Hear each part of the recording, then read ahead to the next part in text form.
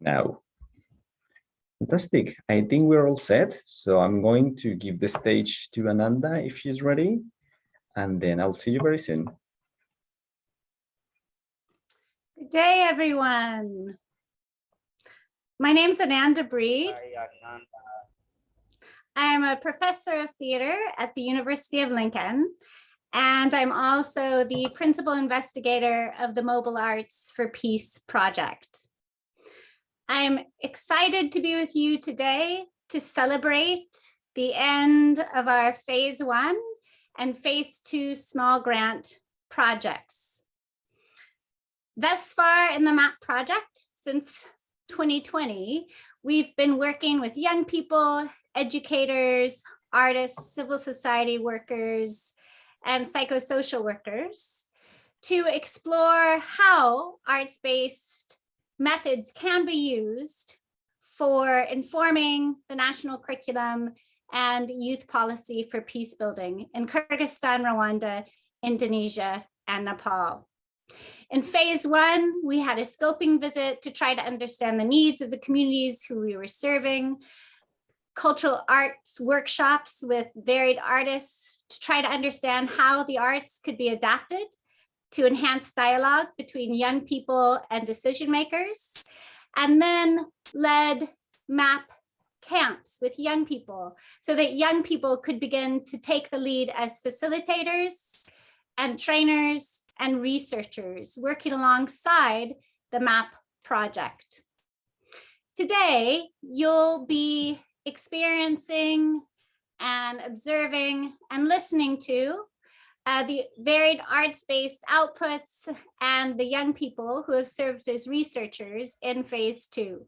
So to give you a little bit of an overview of phase 2 small grants, the young researcher clubs in the 4 countries were awarded small grant funds to develop their own research projects based on an issue or need, then to think about the research questions that aligned with that issue, and then to begin using arts-based methods to explore that question within their schools and communities. So today, we're going to take you on a virtual tour through an exhibit that has been curated by our PhD HRSD Studentship Awardee, Vina Puspita, who curated the exhibit. That will be 10 minutes. Then that will be followed by 20-minute presentations from our varied in-country research teams. And then we're also very excited to be joined today by our respondents from UNESCO. We have 2 respondents, David and Aisha from UNESCO, who also were part of a Youth as Researchers project, and they'll be responding to the young people. But more than anything, today is a day in which the young researchers can comment on and respond to the varied projects that have been developed in the 4 countries, so we can continue to enhance our learning and understanding as we move into the next phase of our project, and to really make sure that the ideas and the voice of our young people is heard by decision makers and the communities in which we're working. I'm going to pass the floor over to Vina Puspita, who's going to take us through a virtual tour of the arts-based projects that have been developed in phase 2. Vina, over to you, please. Thank you so much, Ananda, and thank you, everyone. Warm greetings to all. Hope everyone is well. Soon we will be in the virtual room of the Mobile Arts for Peace Agents of Change art exhibition. This virtual exhibition features the artworks of young people from 4 countries, Indonesia, Kyrgyzstan, Nepal, and Rwanda, which was created during the Mobile Arts for Peace project, both in the first and second phases. It is really an honor for me to curate these exhibitions, and with great help from Camilo on the data management, Kula for the digital support, and big thanks to each country team, each in-country team for such a great cooperations in collecting and submitting the works. It's also such a great pleasure for me to be able to explore one by one the truly extraordinary works of young people which are not only beautiful, but also powerful. And this works represents young people's perspective about peace and also the problems around them. But more than just a medium of expressions, these works are also used as research tools and for advocacy to foster dialogue around those issues. So there are a total of more than 100 works of art in various forms, ranging from drawings and then paintings, photographs, comics, and songs, and also films. So without further ado, let's enter a virtual space that Camila will help to share the screen. Right, fantastic. Yes, Yeah. could you, I think it would be great to also share the link with everyone on the chat as well. So we, everyone is able to see it at the same time.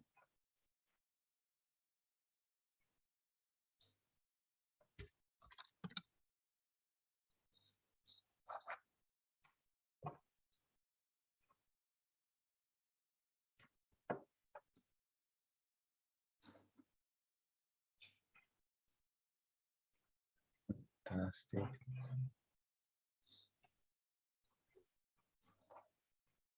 And you will guide me through, yeah?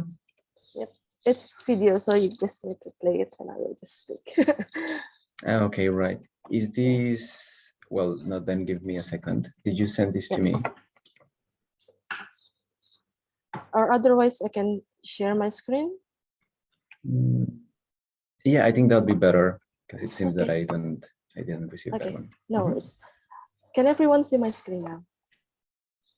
Yes. Yeah, okay, great. So could you please giving any thumbs up or click any icons if you are excited to see what young people has made. Yay! Yay! And maybe we can just give a big applause to everyone who has been working very hard in each country. So I'm so excited to show you this. So, okay, I will start the tour.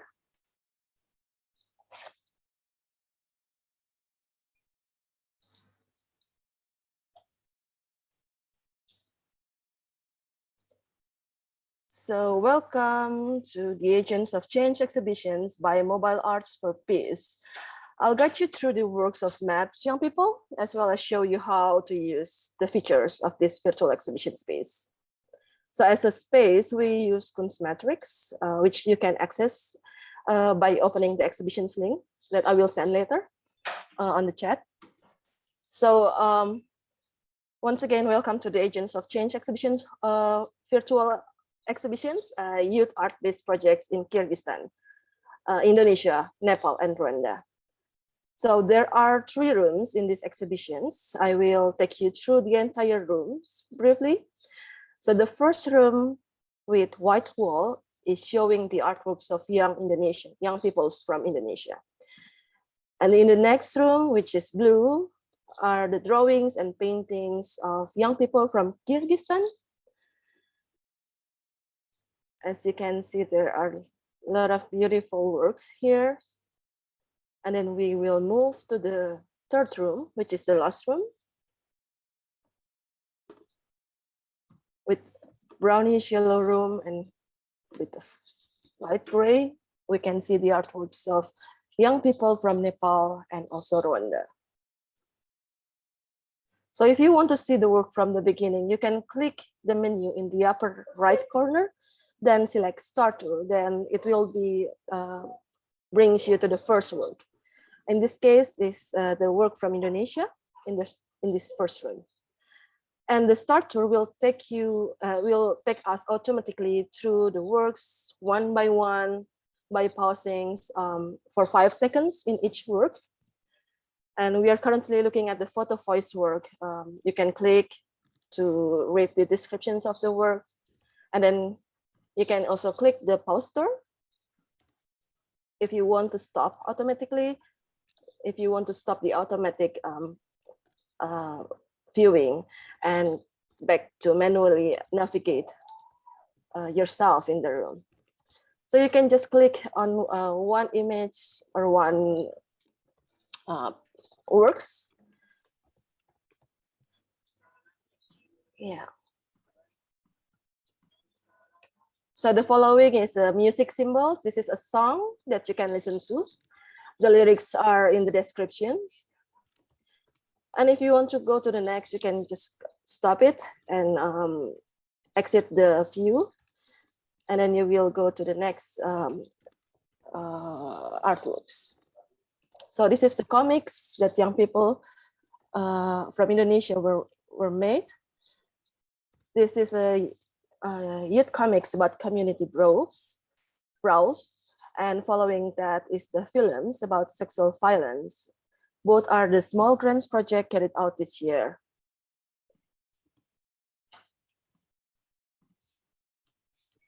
I'm here playing the behind the scenes of the filmmaking.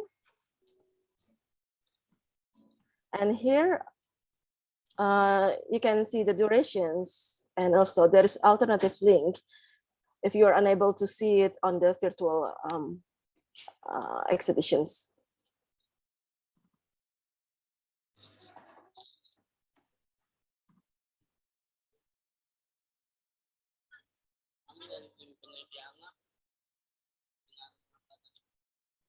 And then we can just stop it if we want to move to the next artworks. You can scan this barcode if you want to watch the full movie, the full films of Rumah Tak Ramah. That's the title of the work. And then next we are entering the Kyrgyzstan's room, which features the works of young people from Kyrgyzstan, in particular school children from Bishkek, Batken, Osh, and Jalalabad, as you can see on the map here. There are beautiful, so colorful painting works with very strong message here. There are around 33 paintings in total. And for example, in this work, Nursada describes her view on equality, especially gender-based equality. Young people capture issues in their environment that have an impact on their life as young people. And there are also issues, other issues about, for example, borders, environment, such as air pollution. And also, there are also topics about COVID-19, how it impacts their life, our lives.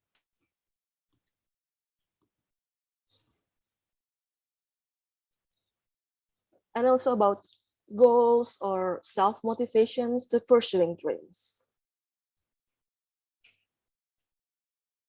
Like this one, the work from Muslima, drawing a rose with thorns, about struggling to reach the top and to deal with everyday struggles. And after this, we are going to the next room to see the works from young people from Nepal. So in Nepal, this is the works from school children, from students in Kanchanpur, Palpa, and Makwanpur. Here we will play a very cool film, very interesting film from a student of Janai Jyoti Secondary School, Kanchanpur, about child marriage. So again, if you experience technical problem playing this film in these virtual exhibitions, you can always click the link that has been provided to watch it via Drive.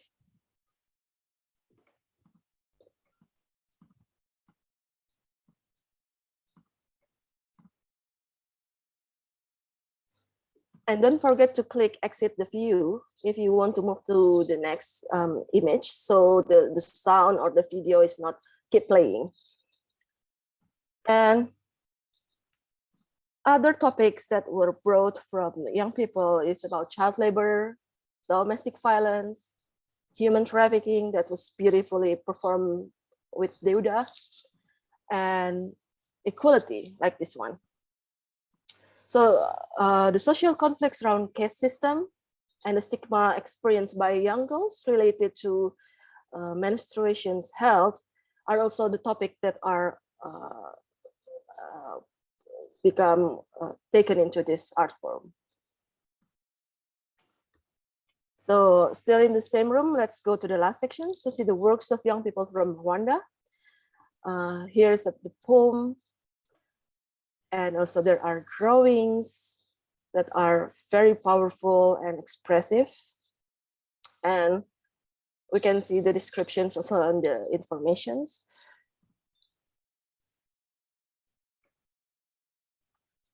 Like you see, this is from GS Remera Protestants, young people, students. And also there are comics or creative writings that are very, very interesting, talking about the important role of friendship and support for others who are feeling desperate, struggling with mental health problems. Then we can also see in these exhibitions the process of identifying problem through the one of which is through the tree analysis that carry out by young people. The problems of young people who are turned into works of art include mental health, domestic violence, topic about family, and also many others.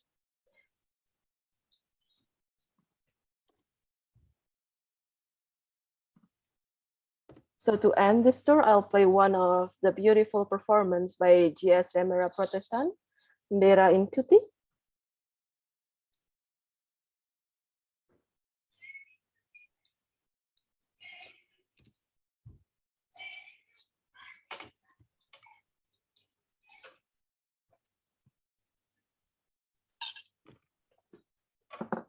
So that will be the end of the curatorial tour this afternoon. My sincere apologies for any misspelling names or places, also for the works that are not included due to the limited space. Thank you and highest appreciations to all young people of MAP and MAP research team in Indonesia, Kyrgyzstan, Nepal, and Rwanda. You've been doing such a fantastic work, and your voice, your ideas have been so inspiring. Thank you so much. Feel free to access the virtual exhibitions via the link that will be provided soon on the chat, and enjoy the amazing works one by one. Again, as the spirit of, wait a minute, I will stop sharing. And again, as the spirit of MAP, Mobile Arts for Peace, those works that were exhibited here is not an end, but the beginning of a dialogue, a beginning to open dialogue, to foster discussions with fellow peers, with teachers, with local leaders, and also other stakeholders, our other policymakers. Thank you so much. Excellent. Thank you so much, Vina. Thank you so much, Camilo and Kula, for all of your work putting together that exhibit, and our fantastic in-country teams and young people for developing those artworks and those research projects. So in Rwanda, you would go like this to show flowers. So if we can all do flowers as a sign of appreciation for the virtual exhibit. And as is noted, everyone can go to the link that's in the chat to explore the virtual exhibit as well. I also want to welcome David Stevens, who's a professor of international education at University of Brighton. And David will be serving as a respondent at the very end of today's webinar in terms of the closing thoughts. I'm going to pass the floor over to the Indonesia team, to Harla Saraktara, who is our co-investigator in MAP Indonesia, and Harla will be supporting the young people as they present to you their phase 2 research projects. Over to you, Harla. Thank you, Ananda. Hello, everyone. So I am going to be quick. I know you're not here to see me, but our young people. So we have two groups of young people today. Because our Smile Grants research team, there are two teams. One team focusing on a particular topic, which is inter-community roles, and the other team is focusing on sexual violence. And each of the teams have created this amazing art forms. One is a comic booklet, and the other one is a short film. So today we have Indri Pratama Putri from Webnose Foundation. So Indri will share with us her works, and her team's work in creating this wonderful comic booklet about inter-community brawls. And after that, we will have Dwi Hermanto from Children's Forum Cipinang Besar Utara. So Manto, that's how we call him, will give us, set up this wonderful behind the scenes video for the film Rumah Tak Ramah, or Unfriendly Home. So the floor is Indri's.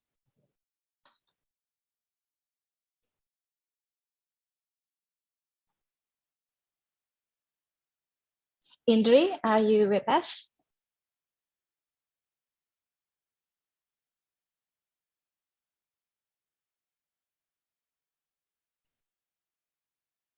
Let me try. I cannot. Indri is on mute at the moment. Indri, I think you're still on mute. Yes.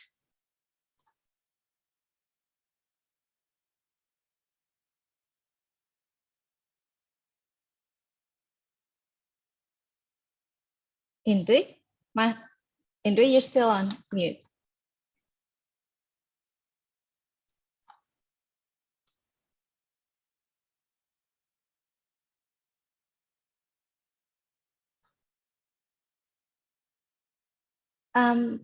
If maybe there's an issue with Indri's microphone at the moment, but if we have Manto, is Manto ready? Maybe we can allow Manto to go first.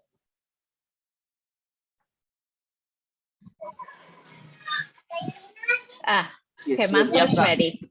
Yeah, okay, Manto is ready. So instead of having a brief explanation of the process of creating the comic booklet, selamat sore teman-teman semua. Okay.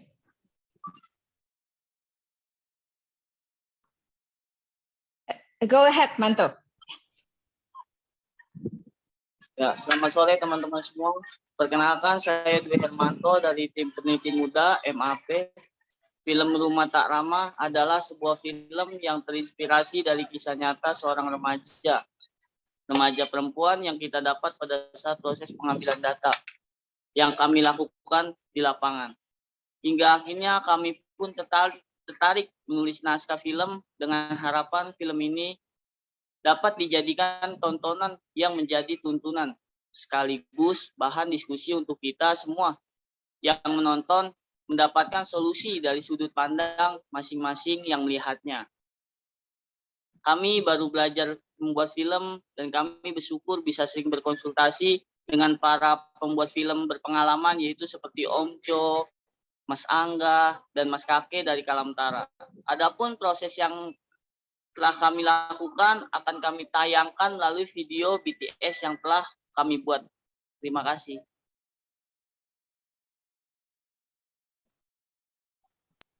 Just to make sure that people are using the interpretation channel at the bottom of the Zoom screen to choose which language you might need to use for the webinar today.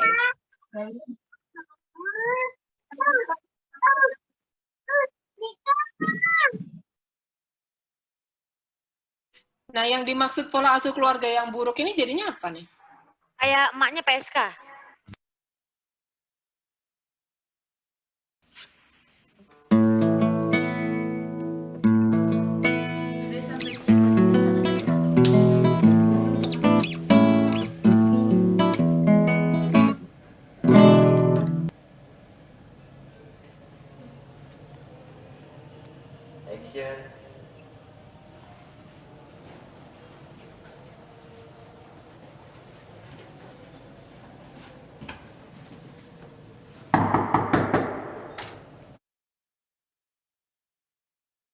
Hermanto. Kami dari tim peneliti anak dengan pengangkatan isu tema kekerasan seksual, kami menggunakan media film karena media film ini lebih efektif, di mana kita yang tidak, Indonesia kan literasinya termasuk kayak rendah ya, Jadi anak-anaknya jarang suka membaca, di mana kita di sini bisa menampilkan isu kita dengan film karena lebih efektif. Karena film itu gampang, lebih mudah untuk dicerna atau dipahami.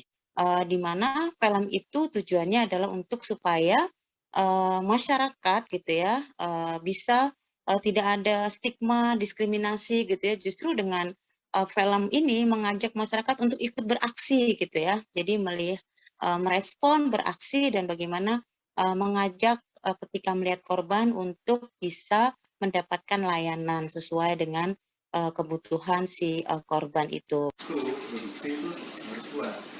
Dasarnya apa? Dasarnya dari naskah. Harus paham dulu.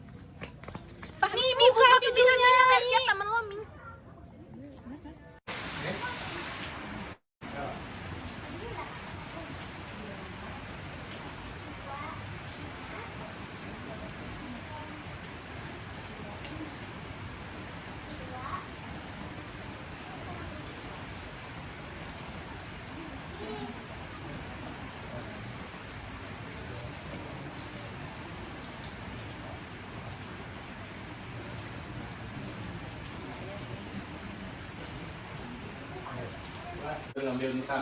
Kenapa harus sabar? Supaya apa? Ketika close up ini ekspresimu dapat. Ya, 1, 2, 3. Mah, Eca mau kerja. Mama mau kerja dulu.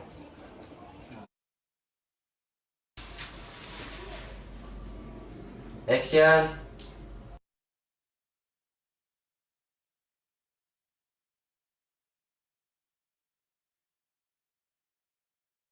Lelaki-nya juga diarahkan kalau bisa dia masuk ruang ganti.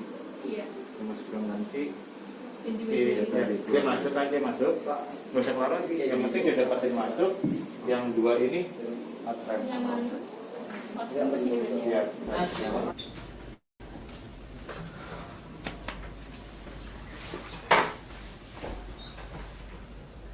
Cut.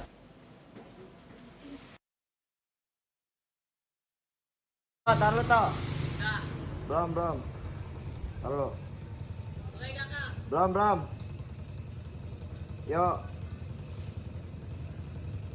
Ayo.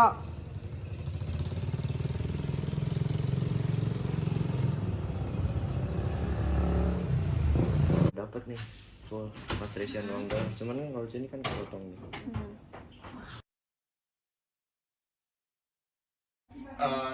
Menurut saya sih nggak usah datang dari depan, datang dari dapur aja, cuman mau makanan. Karena kalau dari depan ya, kalau ngambil dari kamera situ, itu tuh kayak cahayanya tuh bener kelihatan karena kan ada lighting dari situ.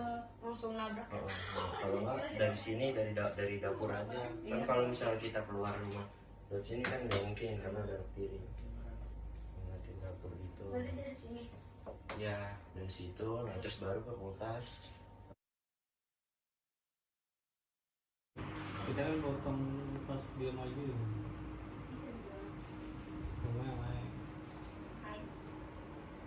Ini di sebelum ini deh. Mejanya gini, klik kanan. Kalau nggak klik 2 kali aja. Nah, aja buat dicari di situ. Gimana?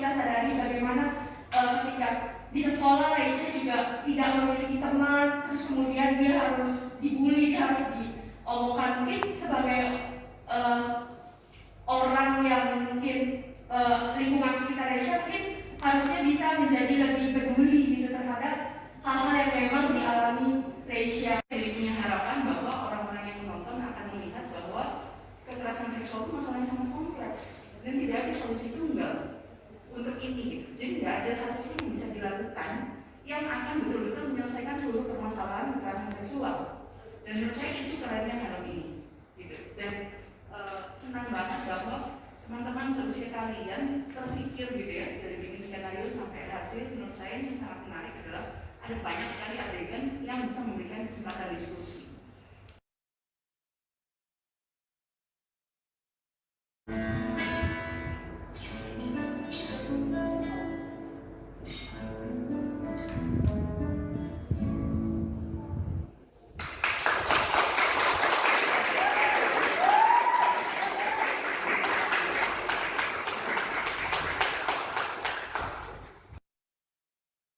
Okay, I'm sure a lot of you have questions, and it would be great if all of you here would see the film.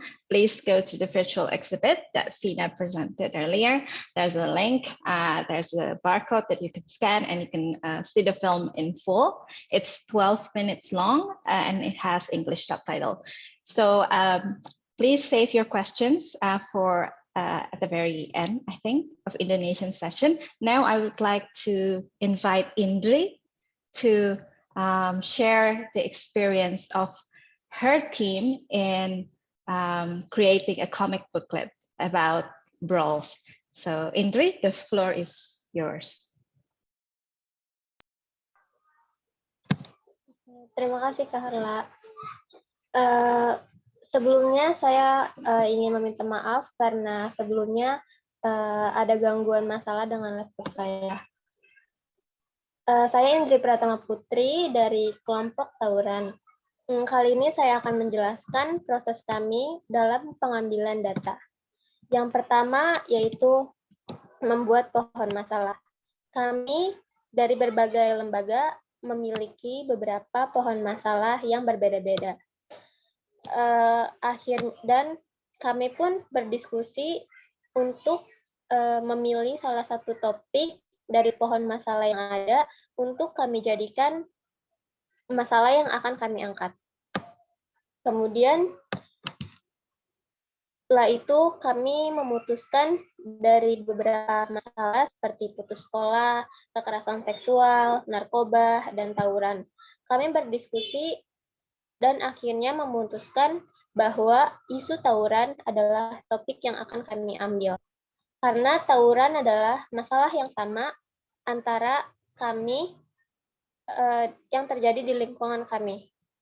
Setelah itu kami melakukan beberapa pertemuan untuk menyusun proposal terkait isu tawuran. Setelah itu kami melanjutkan langkah sesuai yang kami tuliskan dalam proposal Small Grand Research, yaitu membuat skrip untuk komik.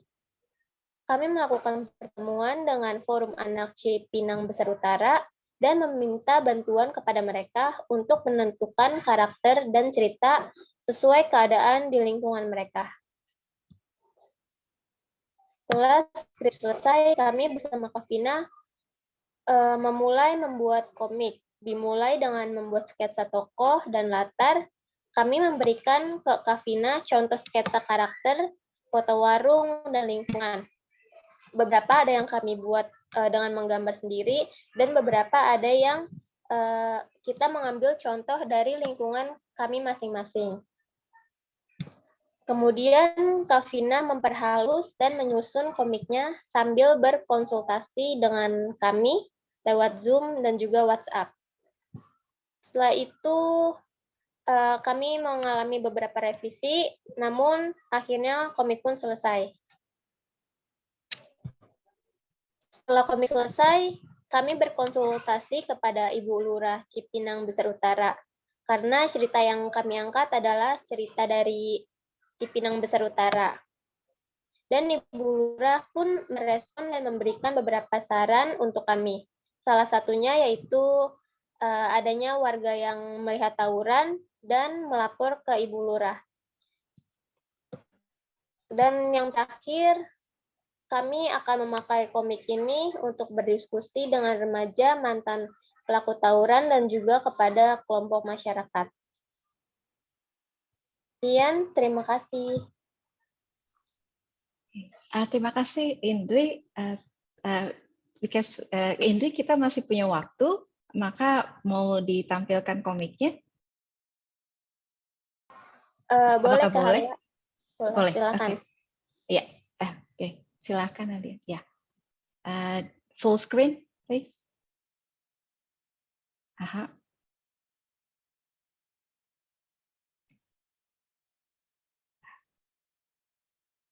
Mungkin Indri mau jelaskan sedikit.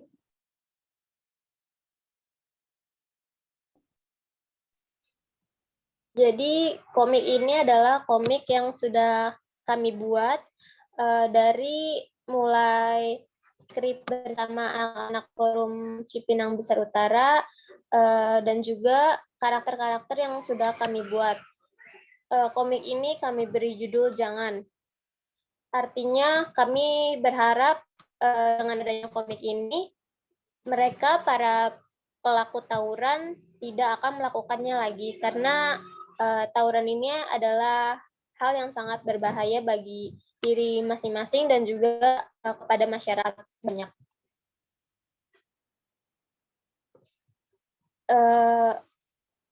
Sebelum komik ini selesai, ada beberapa revisi seperti gambar yang tidak sesuai atau gambar yang kurang. Contohnya seperti Ibu Lurah. Sebelumnya Ibu Lurah tidak ada dalam komik ini, namun setelah kami konsultasi, Ibu Lurah menyarankan agar dia dimasukkan ke dalam komik agar tawuran, karena tawuran ini adalah masalah di masyarakat. Maka dari itu Ibu Lurah sebagai pemimpin daerah wajib mengetahui dan harus turun tangan juga ke dalam masalah ini.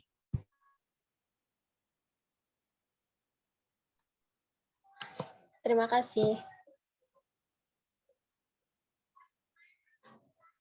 Okay, thank you so much, Indri. So that's from Indonesia's young people.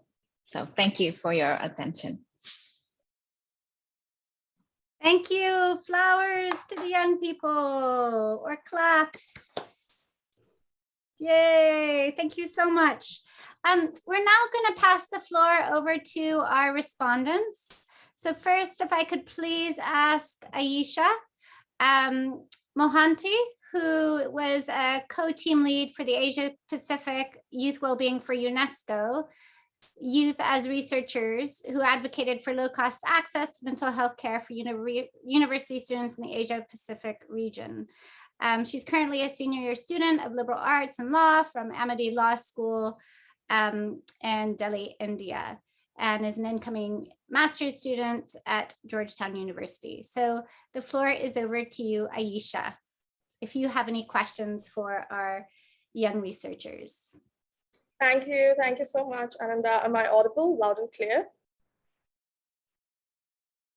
Is my voice yes, audible? We can hear you fine, thank you.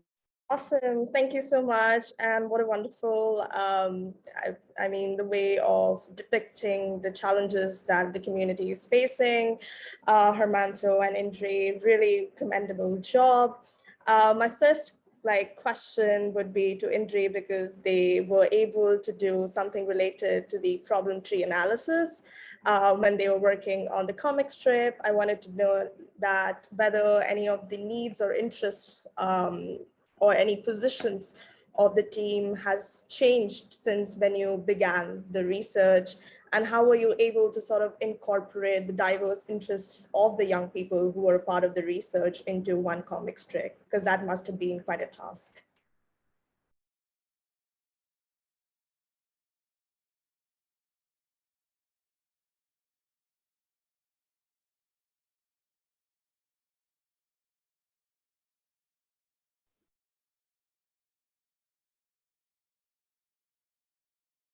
Yes, so Carla? any needs or interests or any positions that have changed since the beginning of the research?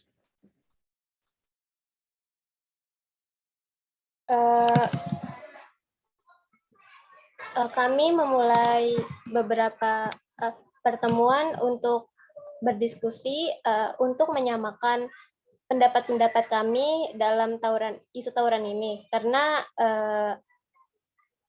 kami dari tempat yang berbeda biasanya memiliki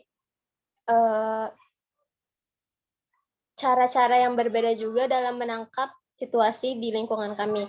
Tetapi dengan adanya berdiskusi, banyak perubahan yang terjadi, akhirnya kami satukan dan komik itu adalah gambaran dari semua yang kami keluarkan saat kami diskusi. Seperti itu.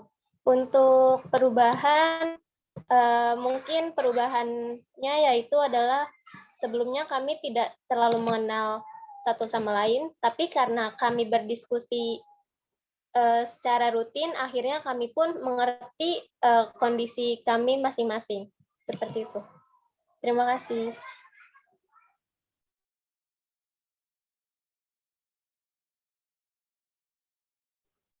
That was wonderful. I think, I mean, definitely working on such critical issues definitely brings the teams together. And also you're able to sort of navigate and I think critically able to also resolve, like lend support in whatever possible best way capacity. So it was wonderful. I look forward to reading the comic strip once it's published. Can I ask the question to Hermanto next, Harla? Would that be? Yeah, sure. Manto is still here. So. Yeah, go ahead, Alicia.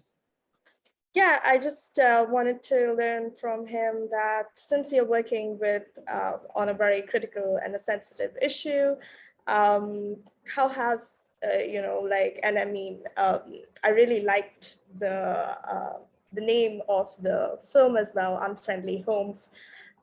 What sort of sustainable outcome you see in the community going on forward, particularly in the lives of these young people? They might have to go back to the same households when they face such issues.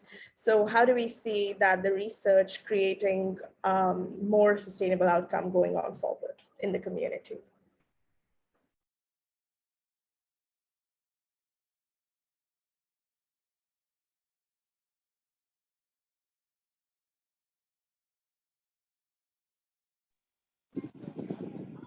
Baik, izin menjawab ya.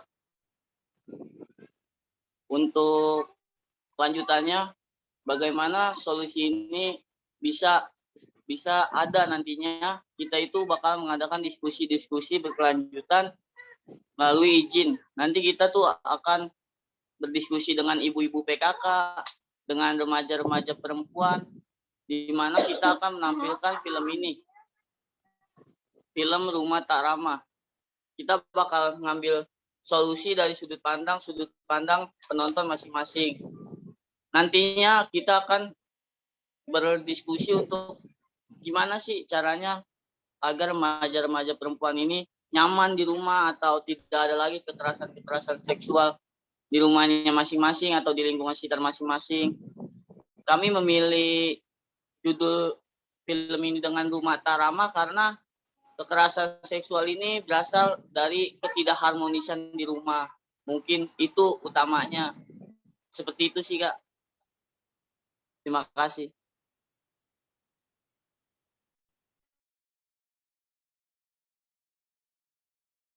Thank you so much for answering. Hala, over to you. I think that answers my question very well, and I look forward to all the outcomes.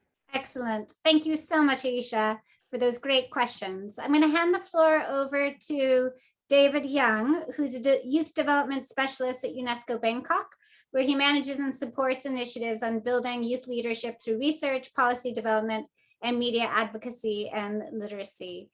Over to you, David. Yeah, thank you so much, Ananda. First off, I want to say, like, really all of these projects are so brilliant, and like what a wonderful way to present research and important issues affecting communities. Like, I think so often we really struggle to convey messages like oftentimes it's in dry form, such as reports and policy briefs. And this is such a fascinating and engaging way to really talk about these various things. And I look forward to looking at the projects beyond the ones in Indonesia.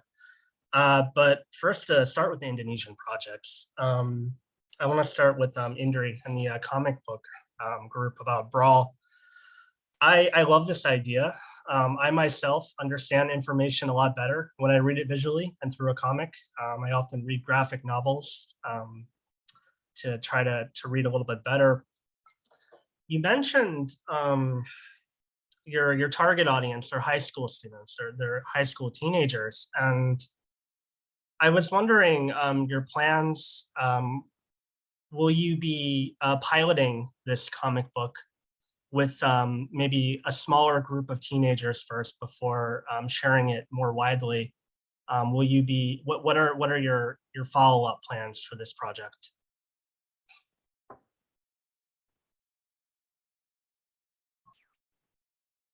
Untuk komik ini, langkah setelah komik ini selesai, kami akan membagikannya kepada para mantan pelaku tawuran yang berusia sekolah SMP dan hingga remaja dewasa, dan juga kepada beberapa kelompok masyarakat. Dan untuk Terrific. And you'll be maybe monitoring how they receive that information, how well they engage with the comics?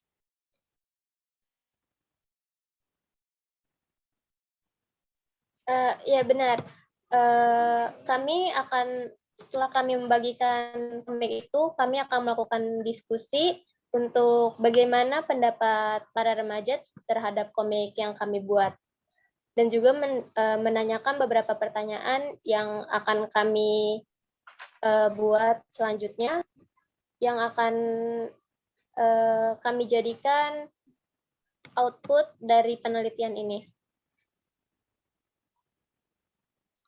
That's terrific. I'm glad that you're doing that, because really I think this could go one way or the other with comic books. Either it could be very, very insightful for them, they learn a lot, or it could go in the opposite direction where they see like cartoons about bullying and like, oh, this is kind of funny, ha ha ha, or whatnot. So I think, yeah, getting those insights when you share this really important work will be good. And to go back and when you have those ideas, when you see how well it's received by the students, to see how you can make it more effective, what's going well, what could be better.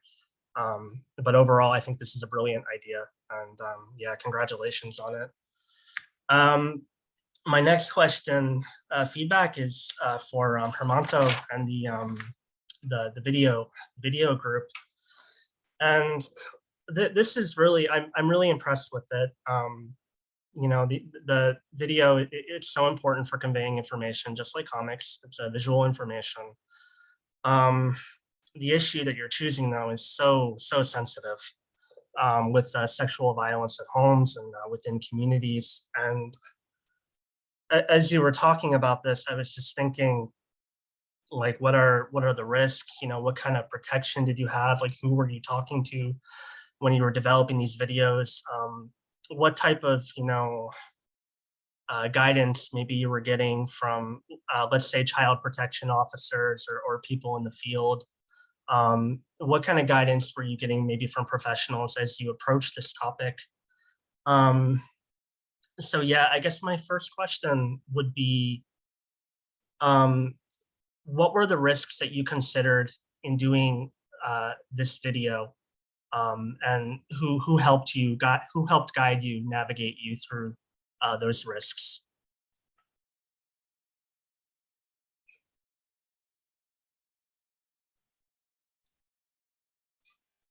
Sorry, I'm interrupting. So Manto or perhaps the other team members can also help to answer. So we have Nada, Siva, Sakti, Heikel.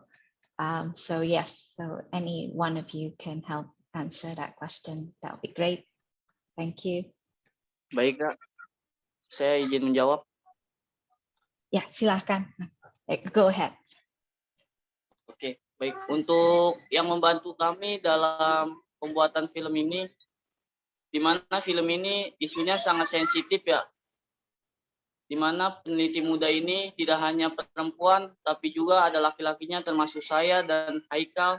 Kami langsung terjun ke lapangan, menanyakan langsung kepada masyarakat, kepada remaja-remaja penyintas, untuk diambil sebuah film yang benar-benar nyata dari lapangan, yang memang benar ini film ada si korbannya.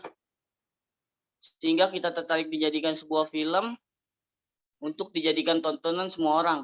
Tidak semua orang mau semua halnya tentang dirinya yang buruk-buruknya atau yang masa lalunya itu ditampilkan di semua orang. Tentu itu mentalnya harus kuat bagi si korban. Dan kami di sini ada bantuan dari tim di Atmajaya atau kakak-kakak yang membantu kami, kakak-kakak dari Atmajaya, yaitu bantuan berupa psikologis, di mana si korban juga diajarin untuk tenang atau gimana caranya biar tidak terganggu mentalnya. Itu sih bantuan yang selama ini kita dapat. Terima kasih.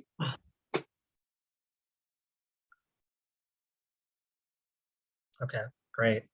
Just a follow-up question to that. So as you share this video, you know, as you raise awareness and share the video, have you thought about the people that can help you in your community and your locale to share the video? And who might they be?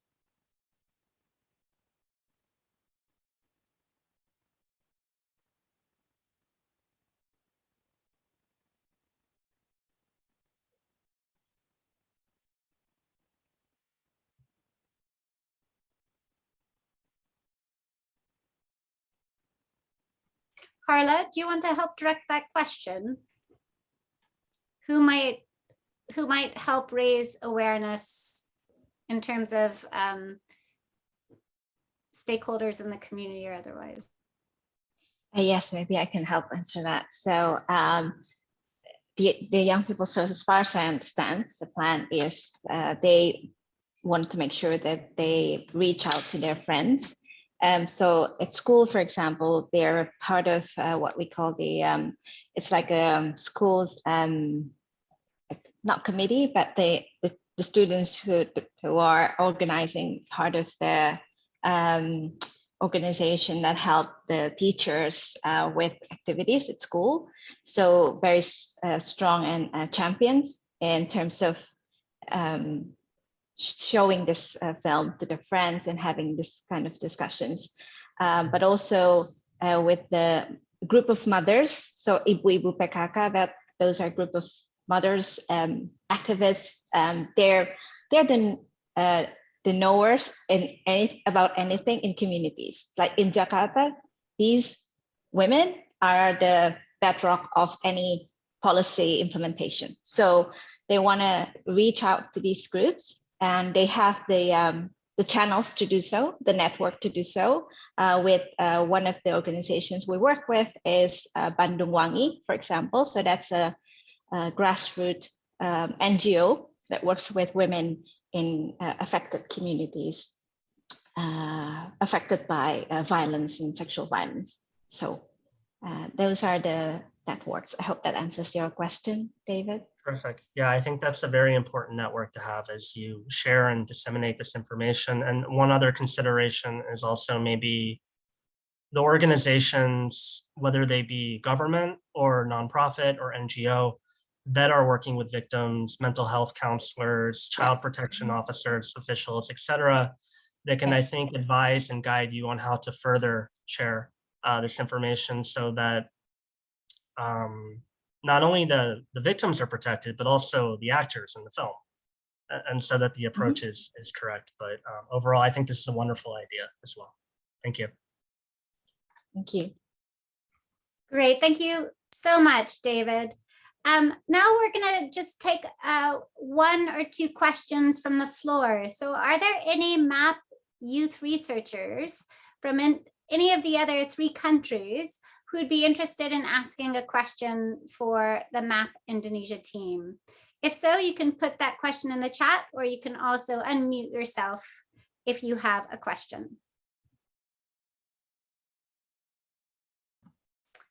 Tirta states that they'd like to provide thanks to the entire team, and also to ask, what is your reaction from the government and activists? Have you received any reactions yet from the government and activists, is the question from Tirtha.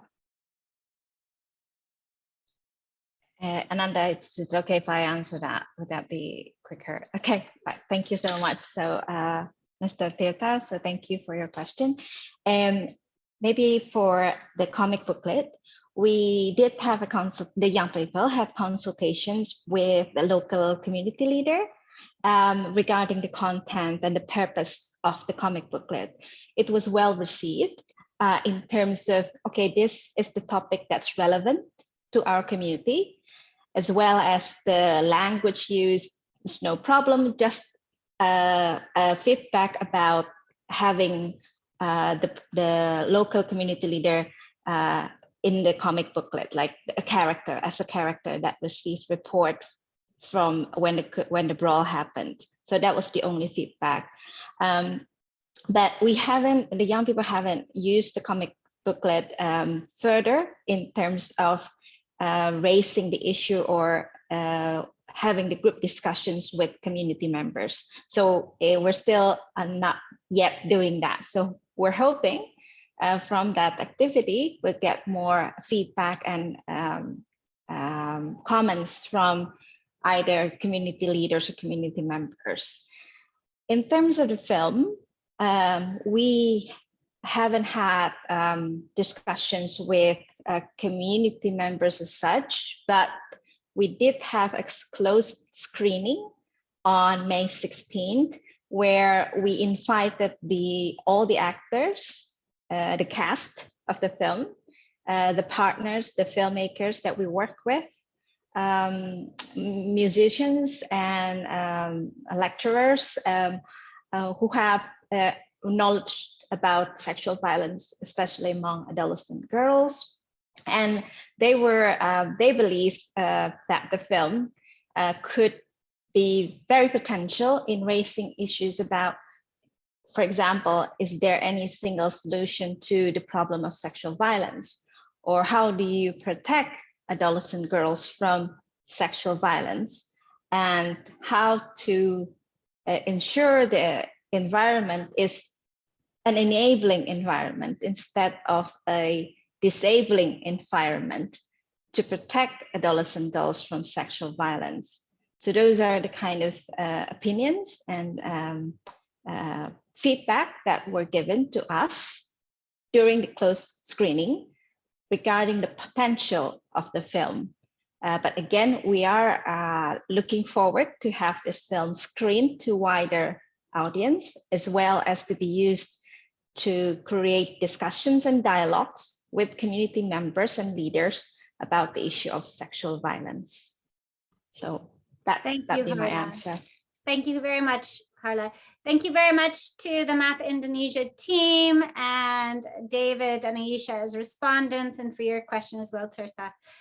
Flowers to you all. We're next going to move to MAP Kyrgyzstan. And I'm going to hand the floor over to our co-I from Foundation for Tolerance International, or FTI, Anara Ijanalieva. So Anara, if you could please take the floor. Здравствуйте, дорогие участники сегодняшней встречи. Мы приветствуем вас из Кыргызстана. И наша молодежная команда расскажет о том, как они работали во второй фазе проекта. Это были как раз малые гранты. И сегодня члены нашего молодежного комитета из Кыргызстана поделятся своим опытом, что они делали, как они делали, расскажут. И это будет Мадина, она будет из Бишкека, Ракия и Эльнура, они будут из Аша нам рассказывать, Назмия из Джалабада, и я тогда передаю слово первому спикеру, это Мадине. Барыңыздарға салам. Менің атым Сатова Мадина. Эмесе биз өзүбүздүн презентациябызды баштасак. Кыргызстандагы искусство тынчтык үчүн долбоору Кыргызстандын 4 областынан 16 жаш изилдөөчү мектеп клубунан бириктирилген. Биз бириккенибиздин максаты бул негизинен искусствонун ар кандай түрлөрүн, форум театр, видео, фото, үн, комикстерди колдонуу аркылуу чоңдорго жана чечим кабыл алуучу тараптардын үнүн жеткирүү. Немесе слайд. Перелистните слайд. Anara, Kula can also share screen if that's helpful for you. Yok, Nurgul көрсөтүп атпайбы? Да, Nurgul перелистни слайд. Okay. Okay, great. Thank you. Английский вариантын көрсөтөм деп атпайбы?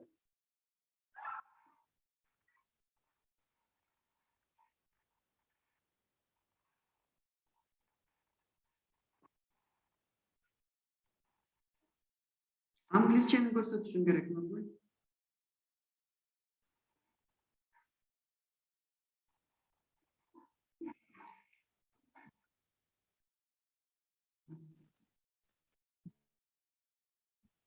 Бурулже мен азыр кыргызчасы, орусчасын көрсөттүм да, англисчеси. Англисчени көрсөт, Nurgul.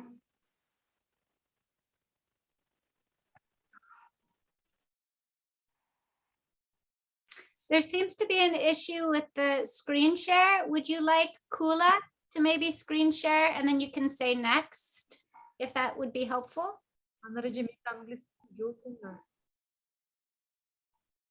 Хорошо, Кула көрсөтө берсин анда.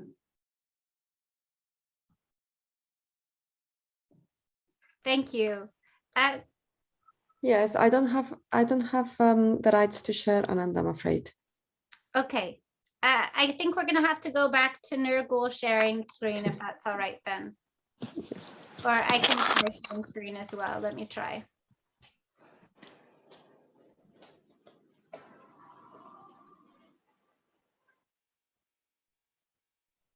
Показывай английский текст.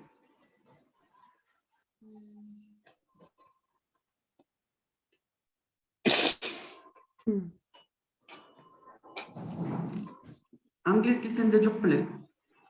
Would you like to make me a co-host, Ananda? And then I can share. I can share it as well. I made you a co-host, I feel, but I can share as well. No, not yet, Camila.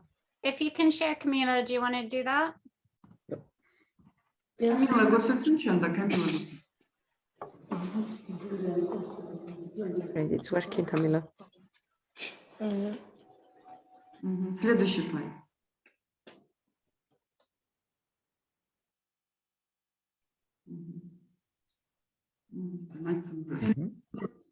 Да, следующий слайд.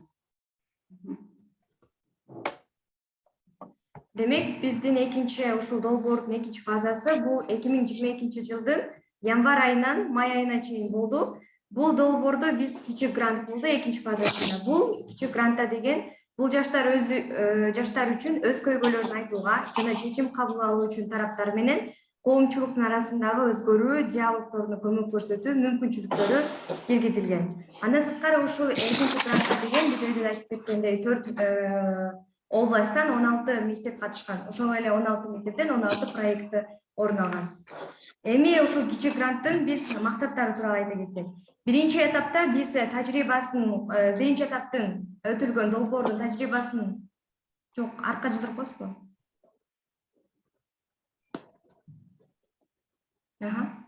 Биринчи этаптын тажрыйбасын колдонуу менен көйгөйдү изилдедик, анын мисал алсак себептери, кесепеттери, мүмкүн болгон чечимдерди талдоо, диалог куруу үчүн ар кандай искусствону колдонуу, изилденип жаткан көйгөйлөр боюнча чечим кабыл алуу үчүн диалогдорду куруу.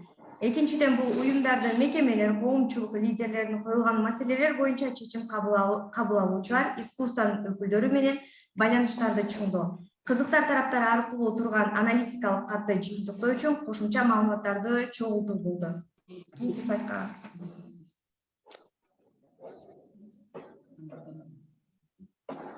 Демек, биз өйдө да айтып кеткендей, ушул биздин 4 областтан 16 мектеп катышкан, 16 мектептен 16 проект болгон. Ошол 16 мектеп өзүнчө кандай көйгөйлөрдү көтөрүлгөнү боюнча айта кетсек, Бул көйгөйлөр негизинен сурамчылоонун натыйжасында кабыл алынган көйгөйлөр болот.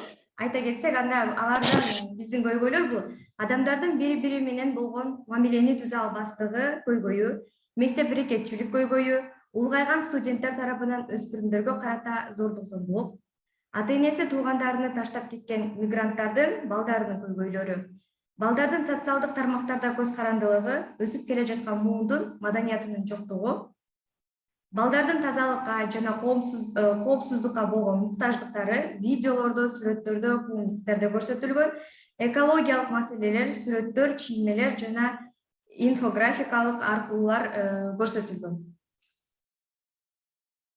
Кийинки слайд.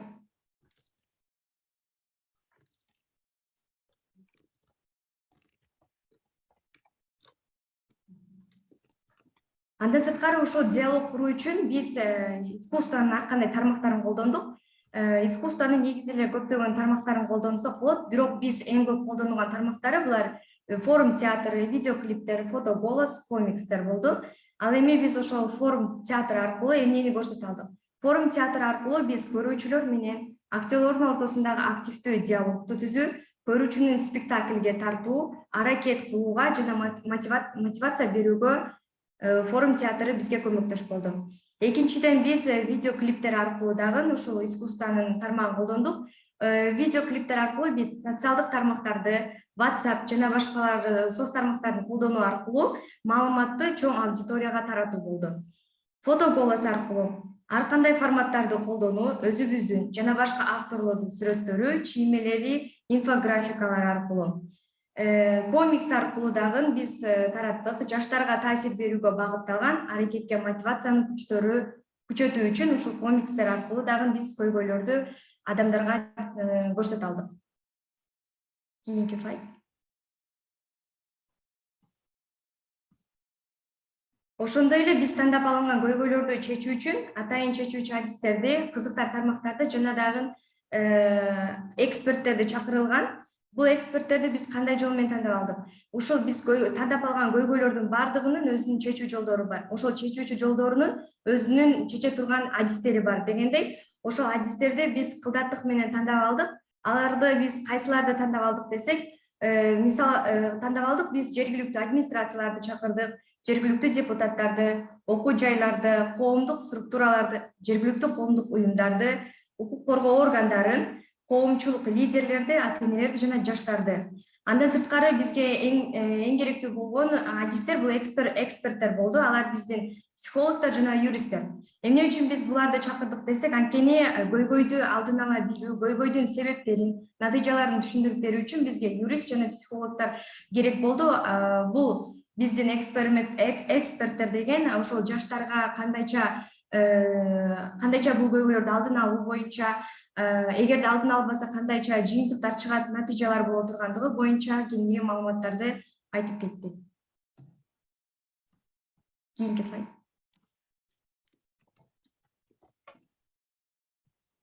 Ошондой эле биз тандап алган көйгөйлөрдү деген жок, артка жыдыкпыз. Назад.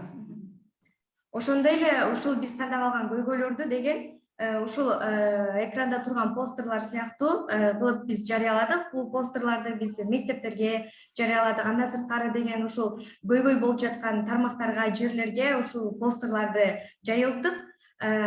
Ошондой эле ушул чечүү убактына келген күндө деген бизге эксперименттер, кызыктар адамдар бардыгы келген учурда ушул постерларды биз ошол адистерге деле таркаттык.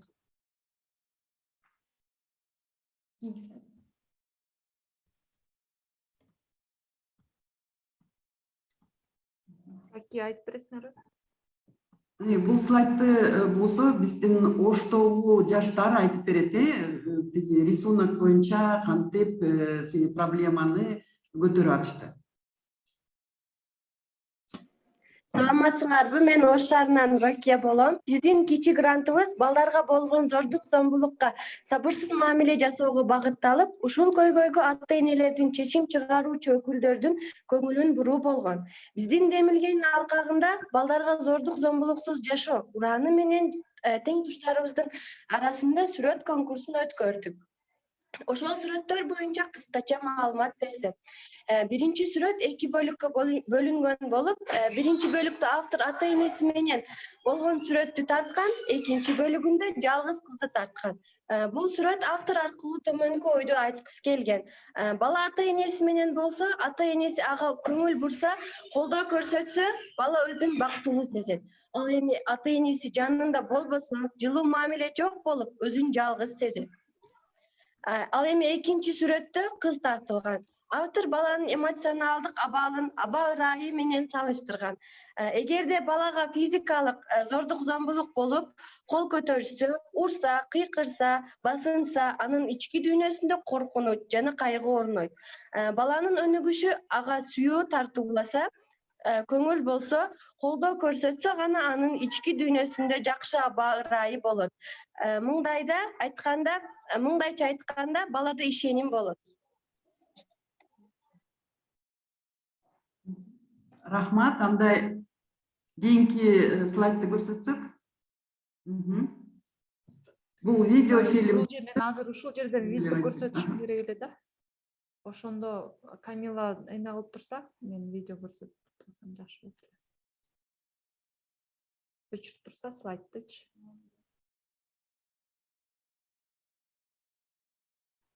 Нургүл, Камила слайдты өчүрүп турсун да.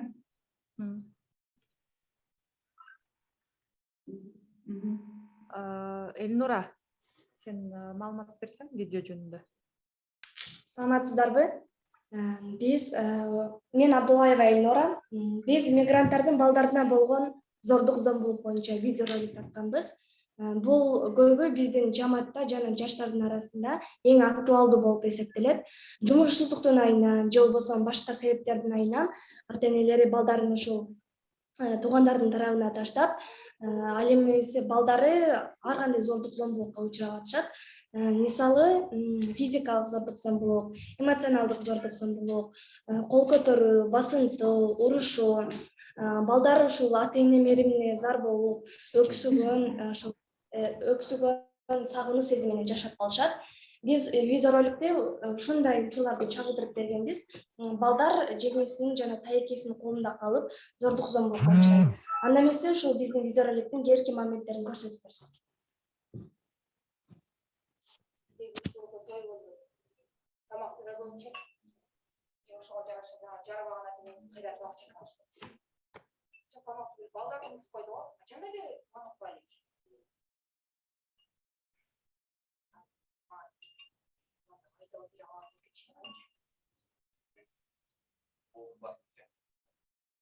Тамақты жашына ішіп өпес. Балдардың құлақ месін жеп өттің ғой. Сен оны тамағын жашына ішсің отырмын. И еще болезнь бар, сен баштаған. Тұтқатуа, байқұштар, қалай? Тұтқатуа, тамақты алып жүр. Мына балдарын айтпайлы ғой. Тұр ғой. Тамақ әлі оқу. Алия, сен сол Столбусын жештіп, ішті. Тереңеп раз. Барып, сөз өтті. Айтмайынша ішті талбай. Мен өзім барып ұрыс керемін. Бір ойдасың, сен тақандай қарамыр тұтылған. Отыр жүрсе, олардың емесін аяғатасың. Қорқой, шықтайсың. Тамақта оқыдың ғой сен. Білгенің ұқпайсың.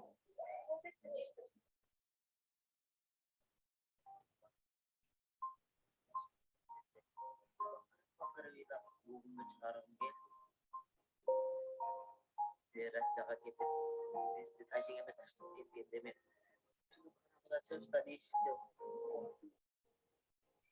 тәжіңем болса, шығып келгенімде орысшы. Мен өзім жалғыз шыққаннан қорқтым, тағы деле қорқып, барынан қорқып. Деген сілер ақша салбай қалғанда, сілерді де қарғап жібереді, апа. Неге ақша салбай қалғандар менен үшін. Башқа алалып, балалы да болып қалған дұрбайбы. Сіз болса орып қалыпсыз, апа. Апа, егер менің қанатым болса, 1 минут тоқтабай өтіп барады болчуму. Сада қалса, борындан да, шамалдан да, Таңlardan da korkuyt bolчумун. Baga akça, kiyim, tamак aş keregi jok apa. Baga siz kereksiz apa. Meyli açkap kalsak dagı. Meyli kiyimi jok kalsak dagı. Meyli işlemeseniz dagı. Bizge bir siz kereksiz apa. Biz sizdi sagındık apa. Suranam kelingizçi apa. Бирок кандай ролду ойногон болсом дагы, мен сиздерге ар бирибиздин эле ушундай ата энеси алыста жүрүп, бирөөнүн жаман сөздөр уткан досторубуз бар болсо керек. Аларга кайыр карабай, кантсе да биз ким болуп ойлоп, баары бир адамдык сапатыбызды жоготпой, аларга сынып сыпатынан эле кылып, алар менен достошуп дайыма чогуу жүрүүгө ынтаар элем. Достор, эгер силердин жабатыңарда же болбосо мектебиңерде ушундай кырдаалга кабылган кыздар жана балдар болсо, Снова пусть презентацию поставят.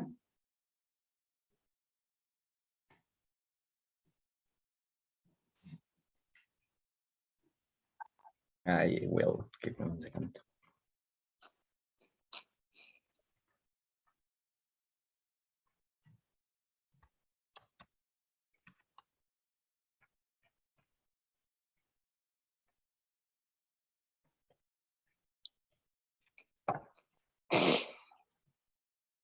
Следующий слайд.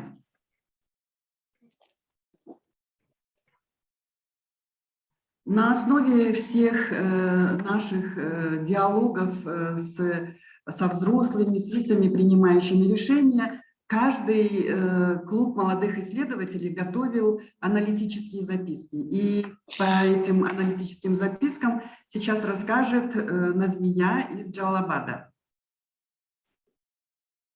Барыңыздарга салам. Биз жалпысынан айтып кеткен эле биринчи этаптын тажрыйбасын колдонуп, көйгөйдү изилдеп, себептерин жана кесепеттерин таптык. Биздин тандап алган көйгөйүбүз бул мигранттардын балдарына карата зордук зомбулук болду. Эң биринчи эле бул көйгөйдүн өсүп чыгышынын негизги себептерин айтып кетсем, жумушсуздуктун же башка себептерден улам эмгек миграциясынын жогорку деңгээли, ата энелер иш кылганы башка мамлекетке кетишет. Алар иштегени кетип жаткандыктан балдарын өздөрү менен алып кете албастан туугандарына калтырып ишке кеткендиктен бул жерде туугандарына калтыруу ата эне менен баланын ортосундагы байланышты үзүп коюшу мүмкүн. Кээде апасы иште болуп калат же баласы окууда болуп калып, үчүнчү себеп бул ошол ата эне менен баланын ортосундагы мамиле же байланыштын аздыгы болуп калат. Ал эми төртүнчүсү бул тарбиялоо ыкмасы катары балдарга карата зордук зомбулукту актаган социалдык нормалар. Көбүнчө айыл жергесинде, шаарда болбосо дагы айыл жергесинде көбүнчө бирөөнү бирөө уруп жатса, мисалы тагасы өзүнүн баласын же башка бирөөсүн уруп жатса, ошол жердегилер, жергиликтүү эл, калк ага анча маани беришпейт. Себеби ошол уруп жаткан, зордук көрсөтүп жаткан адам дагы ал нерсени тарбиялоо ыкмасы катары элге көрсөтүп коет да. Бул социалдык норма катары көрүнүп калган. Коомчулук системасы, камкорчулук системасы иштебейт. Мисалы, чоңдор балдарды балалык кыял кылып бир жаман нерсе кылып койсо дагы аны аябууну билишпейт. Мындай каттык кол болуп калышат да, көбүнчөчү. Ал эми кийинки себеп бул балдарга зордук зомбулук көрсөткөндөрдүн жазасыз калуу сезими. Алар кутулуп кетем деп ойлошот. Себеби мен бул нерсени кылганымды эч ким билбейт дейт, эч ким айтпайт деп ошол зордук зомбулук көрсөтүп жатса дагы аны эч ким билбейт деп өзүн артка алып калат да. Андан кийинки бул балдардын укуктары боюнча коомчулуктун маалыматынын жетишсиздиги. Артка кайтарып койсуздар. Артка. Балдардын укуктары боюнча коомчулуктун маалыматынын жетишсиздиги. Бул эмнеге балдардын эмнеге укуктуу экенин, эмнеге милдеттүү экендигин көпчүлүк адамдар, айылдагылар дагы, чоң шаардагылар дагы анча билишпейт да. Мисалы билим алганга адам бала укуктуу, бирок ушул мигранттардын балдарына көбүнчө окуу укугун чектеп коюшат да туугандары тарабынан. Бул дагы укукту билбегендигинен улам болуп келет. Балдарга карата зордук зомбулуктук фактылар жөнүндө унчукпо. Бул кайдыгерлик, муну кайдыгерлик деп айтсак дагы болот. Кошуналар унчукпайт же болбосо балдар чоңдорго өз көйгөйлөрүн айта алышпайт. Алар коркушат. Мен муну айтып койсом, жеңем же тай жеңем же ошол агам мени уруп коет, мени сабап коет деп коркушат дагы. Алар милицияга же мугалимге же кошуналарына өз көйгөйлөрүн айтуудан коркушат. Бул биздин мигранттардын балдарына карата зордук зомбулуктун күчөйүшүнүн негизги себептеринен болуп эсептелет. Андан кийинкиси.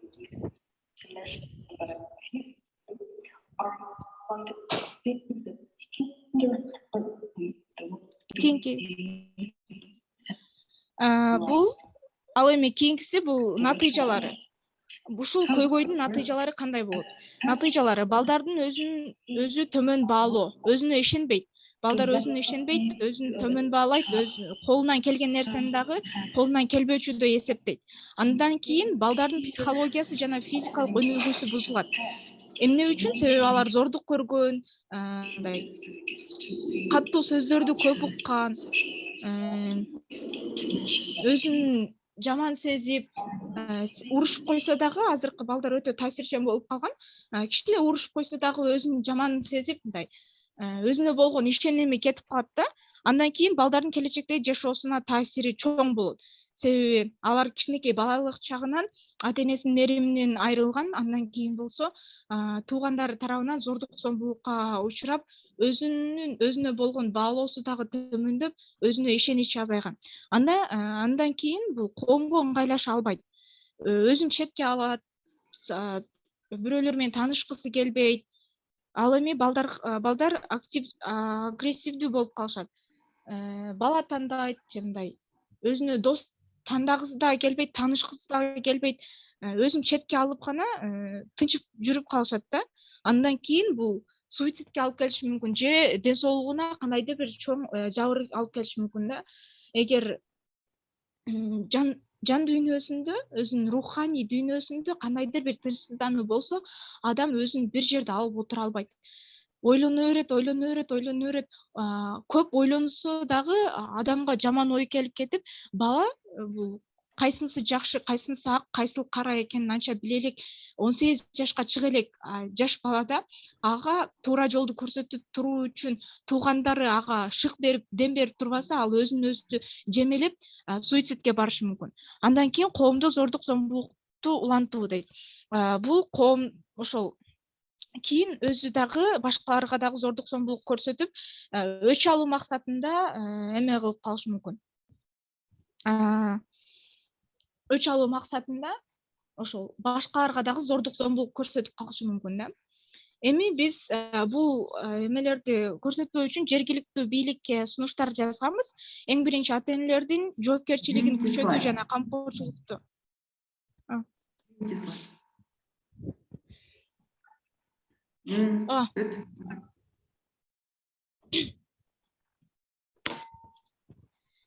Биз андан кийин сунуштар жазганбыз. Эң биринчи жергиликтүү бийликке ата-энелердин жоопкерчилигин күчөтүү жана камкорчулукту тариздештирүү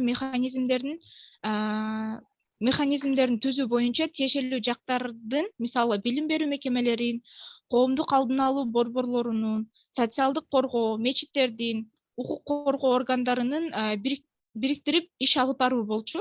Ал эми экинчи сунушубуз жергиликтүү бийликке мигранттардын балдарынын идентификациясына мониторинг жүргүзүү, аларга жана алардын үй бүлөлөрүнө социалдык укуктук жардам көрсөтүү. Биз андан кийин билим берүү мекемелерине дагы сунуштар жазганбыз.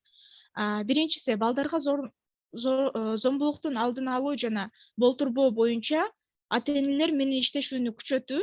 Ошондой эле мектептеги мигрант балдардын ата-энеси менен WhatsApp-тык же Telegram-дык байланыштарды түзүү боюнча болгон. Андан кийинки сунушубуз бул коркунучтагы үй бүлөлөр менен профилактикалык сүйлөшүүлөрдү жүргүзүү. Ал эми өзүбүзгө башкача айтканда мектептин мап клубуна бул маселе боюнча профессионалдуу маалымат бере турган эксперт юристтерди, психологдорду, социалдык кызматкерлерди жана башкаларды чакыруу менен көркөм ыкмалар менен аларга көйгөйүбүздү жеткирип, аянтчаларды өткөрүү болчу. Андан кийинки сунушубуз мектеп окуучуларынын арасында көркөм ыкмаларды колдонуу менен диалогдук жолугушууларды өткөрүү.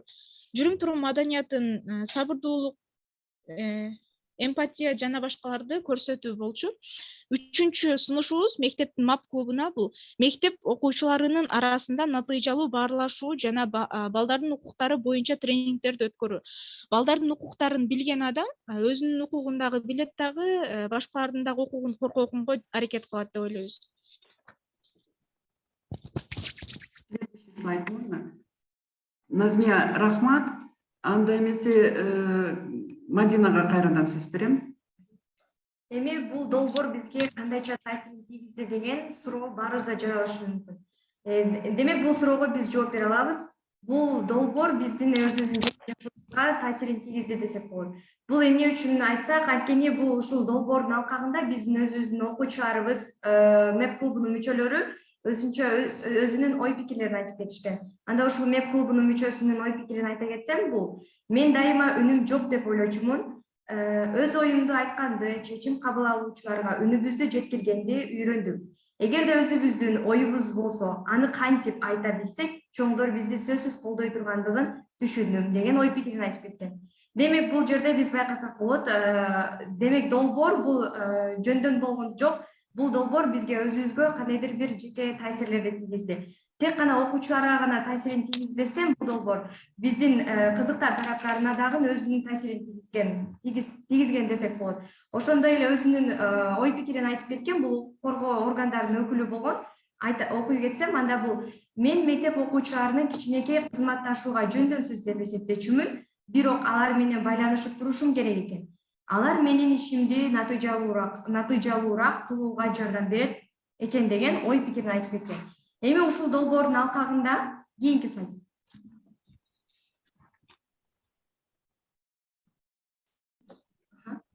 Эми ушул долбоордун алкагында бизден кандай натыйжа чыкты деген натыйжаларыбызды айта кетсек, биринчилерден болуп эле бул Өзгөн шаарында 10 шаардык мечитинде балдарга карата зордук зомбулуктун көйгөйү боюнча профилактикалык сүйлөшүүлөрдү өткөрүү зарылчылыгы боюнча МЭП мектеп клубунун демилгесин Өзгөн шаарынын мэриясынын колдоого алып, бул жолугушууга 10 миңге жакын адам катышкан.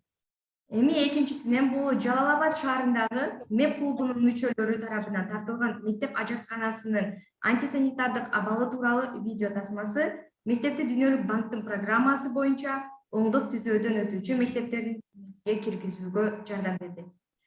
Үчүнчүдөн бул МЭП мектеп клубу Барпа айылында биринчи жолу жергиликтүү депутаттардын жыйынына катышып, айылдагы таштанды көйгөйү тууралуу видео тасмасын көрсөттү. Бул чоңдор жаштардын ишмердүүлүгүнө олуттуу мамиле жасаганына кабар берип турат.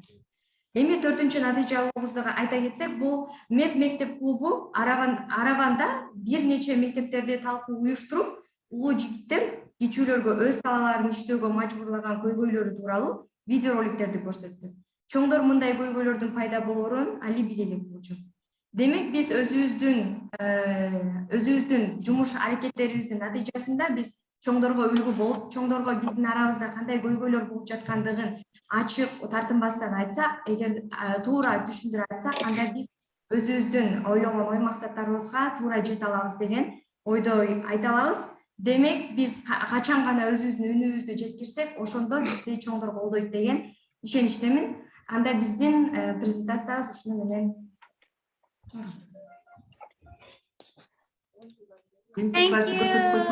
Анда баарыңыздарга чоң рахмат. Биз ушуну менен презентациябызды бүттүк. Бизге суроолор болсо, анда биз күтөбүз. Thank you very much, youth researchers from Kyrgyzstan. We're going to pass the floor over to Aisha for our respondents next. Aisha and David. Over to you, Aisha, please. Thank you, Ananda. Congratulations to the team. I really like so many aspects of your project. Love that you map the local decision makers, you involve the expert and the community leaders. Especially art, it's so interestingly connected to culture and peace. So I really resonated, and I love the use of religious centers that brings the cultural aspect specific to the specific community to reach out.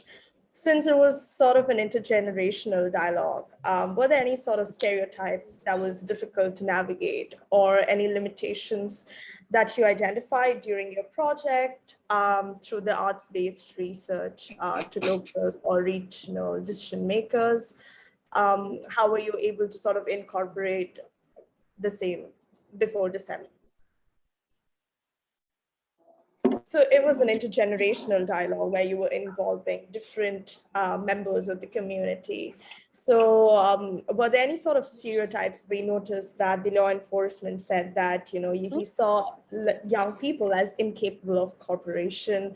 So any sort of limitations aside from these that you were able to identify during the project to the local and regional decision makers when you were trying to communicate them a particular set of perspective, and it was sort of rejected, and how you were able to navigate and incorporate the same in disseminating your project through the arts-based outlet?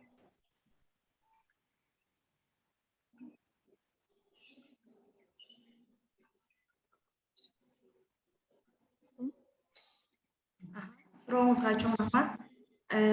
Негизи эле биздин ушул кыргыздардын менталитетинде негизи көбүнчө жаштардын сөзүн угушпайт. Ошондуктан эгер качан гана биз өзүбүздүн ушундай жолугушуулар болгон учурда көйгөйүбүздү көтөрүп баштагандан баштап улуулар бизди уга баштады. Ошондуктан биз качан ооба ушул долбоордун деңгээлинде көйгөйлөрдүн көтөрүлүп чыгуусунун натыйжасында ушундай биз өзүбүздүн үнүбүздү улууларга жеткире алдык десек болот. Демек биз качан гана өзүбүз сүйлөп баштаганда, демек улуулар угат. Ошондой натыйжалуулукка жеттик. Мен дагы кошумчалап кетсем, бизде мисалы менин айылымда ушундай көпчүлүк жерлерде эле кыздарды окутууга тыюу салат эле да, көбүнчө 9 класстан кийин кыздарды окутпай мындай медицинага эле мындай багыттап туруп, калганын турмушка берүүгө ушундай нерселерге кабылтат болчу. Биз форум театр аркылуу ата-энелерге жеткиргенибизден кийин көпчүлүк кыздар айтты, менин апам өзгөрүп калды. Анын үстүнө апалар дагы айтты, силерде ушундай көйгөй бар экенин, силердин окугуңар келгенин биз билбей жүрүппүз. Себеби биз балабыздын оюн укканга шашылбайт элек, аларга биз өзүбүздүн үнүбүздү угузганга аракет кылат болчук деп айтышты да. Ошол эле учурда анан бизде бир милиционер байке бар болчу. Ошол келип, силерде ушундай жакшы көйгөйлөрдү көрсөтүүчү жакшы актерлор бар экен, эмне үчүн мурда көрсөтпөй жүрдүңөр, эмне үчүн силер мурда айтпай жүрдүңөр деген мындай таң калуулар көп болду да. Мен да толуктап кетсем, биз деле ушул презентация кылып берейин деп атканда ушул чечим чыгаруучу өкүлдөрдү чоң адамдарды элестетет элек да. Алар бизден мындай башкача ойлошот депчи, өтө коркуп, мындай сезим бизде может мындай жашына кабыл албай коюшат, булар кичинекей деп ойлодук. Бирок ошол идеяндыр сүйлөдүм, мээрлер сүйлөгөндөн кийин, анан алар менен диалог түзгөндөн кийин анан түшүнүп баштадык. Булар деле биздей эле мындай ойлоштурушат экен депчи. Анан мындай өзүбүзгө ишенип, мындай коркуу сезими жок болуп баштады да.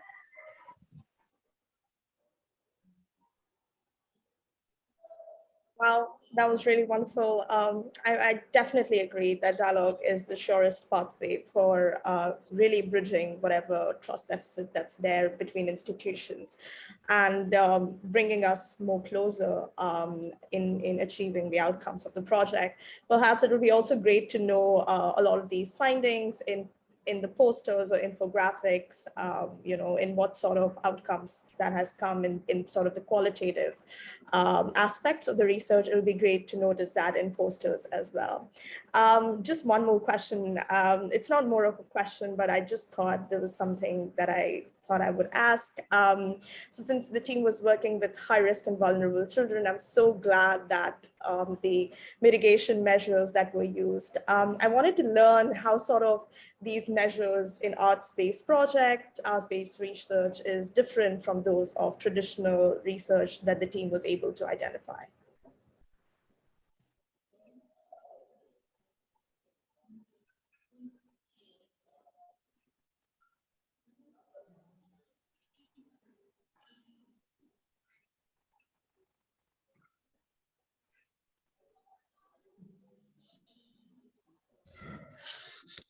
Мен айта кетсем, менин атым Базарбаев Бактыбай.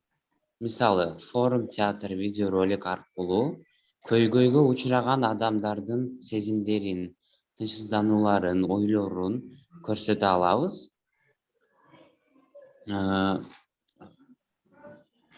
Видеороликти көргөндө чечим чыгаруучу өкүлдөр протагонист ким, антагонист ким экенин билип көрүшөт дагы, анан чечимди туура чыгарат.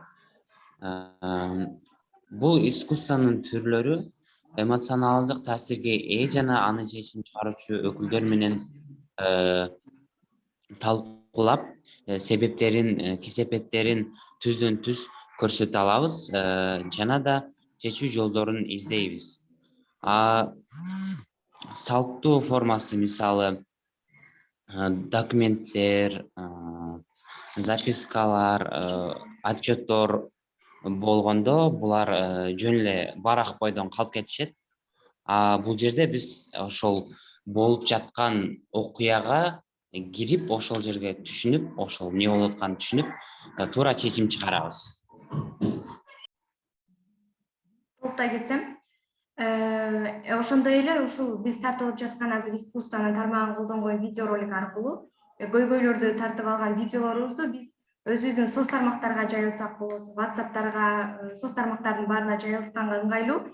Андан сырткары ошол видеороликте чагылдырылган эмоцияларды биз өзүбүздүн азыркы көтөрүп чыккан миграция болгон көйгөйүбүзгө, мигрантта болуп жүргөн ата-энелерге балдарынын кандай көйгөйдө, кандай абалда, кандай эмоцияларда жүргөндүгүн ошо видеоролик аркылуу жеткирсе болот. Негизи эле искусство бул адамдын ички эмоцияларын чагылдыруучу курал десек да болот. Ошондуктан искусство бул изилдөөлөрдүн аябай чоң натыйжалуулугун бере турган, жыйынтыктарды көрсөтө турган курал десем болот. Ошондой эле форум театр аркылуу чечимди ата-энелердин өзүнө чечтиргөнгө да болот да. Окуяны оңдоп кетишет, биринчисинде көрөт, экинчисинде өздөрү катышып, кайсыл жеринде эмнени кылса ошол эме проблема келип чыкпайт деген нерселерди көрсөтүп, алар менен диалогдук бекемирээк кыла алабыз. Жана дагы форум театрда мага эң жаккан жери апа ук менин сөзүмдү деп мындай бетин айтып жаткандай эмоция менен ага кааласа ыр кошуп, кааласа бир кандайдыр бир ый менен ага апасына же атасына өзүнүн сөзүн болгон бугун чыгарып айтып бере алат да. Yeah, I definitely agree. Arts-based advocacy is a critical way, and technological platforms are important ways of reaching out to younger populace. It'll be also great to just bringing in back when we are talking about mitigation measures during using, how is it like sort of different in arts-based advocacy as compared to traditional? So just taking care of the technological safeguards, because we are dealing with young people and with critical issues of peace building in Asian countries. So something that the team can be mindful of when engaging in platforms, that is something that I possibly thought could tag. But wonderful initiative. I am so encouraged by the work that you do, and I'm looking forward. Thank you so much, Aisha. Over to you, David Young. Hi, everyone. First off, I want to say I'm so impressed by this project and the way that you were able to engage decision makers. I think that is no easy feat whatsoever. And just hearing your process and your story, I'm very much in awe. I'm very impressed with it. I have a couple questions, and I want to start by talking about maybe some of your research methods. And you listed a number of issues that the youth had when you did the consultation with the young people. You identified a number of issues, and you had a variety of ways of art forms to present those issues. And you talked about the policy brief and forum theater in the video. And I was wondering, were any of the art methods better for presenting a particular issue than others? And by better, I mean more appropriate.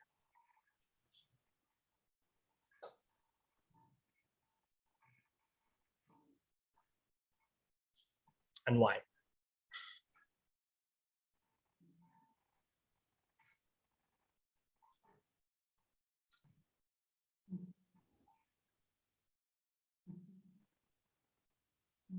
Негизи эле көйгөйдү чечүүдө кандайдыр бир туура так жолу бар деп айта албайбыз. Ошонун сыңарында эле искусствонун деле бир тармагы ушул көйгөйдү чечет деген так жооп берүүдөн алыспыз.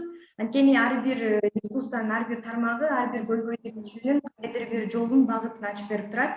Ошондой эле ар бир искусствону колдонуу аркылуу көйгөйдү биз толук кандуу чече алсак болот. Ошондуктан искусствонун бир тармагы гана ушул көйгөйдү толук кандуу чечет деп айта албайбыз.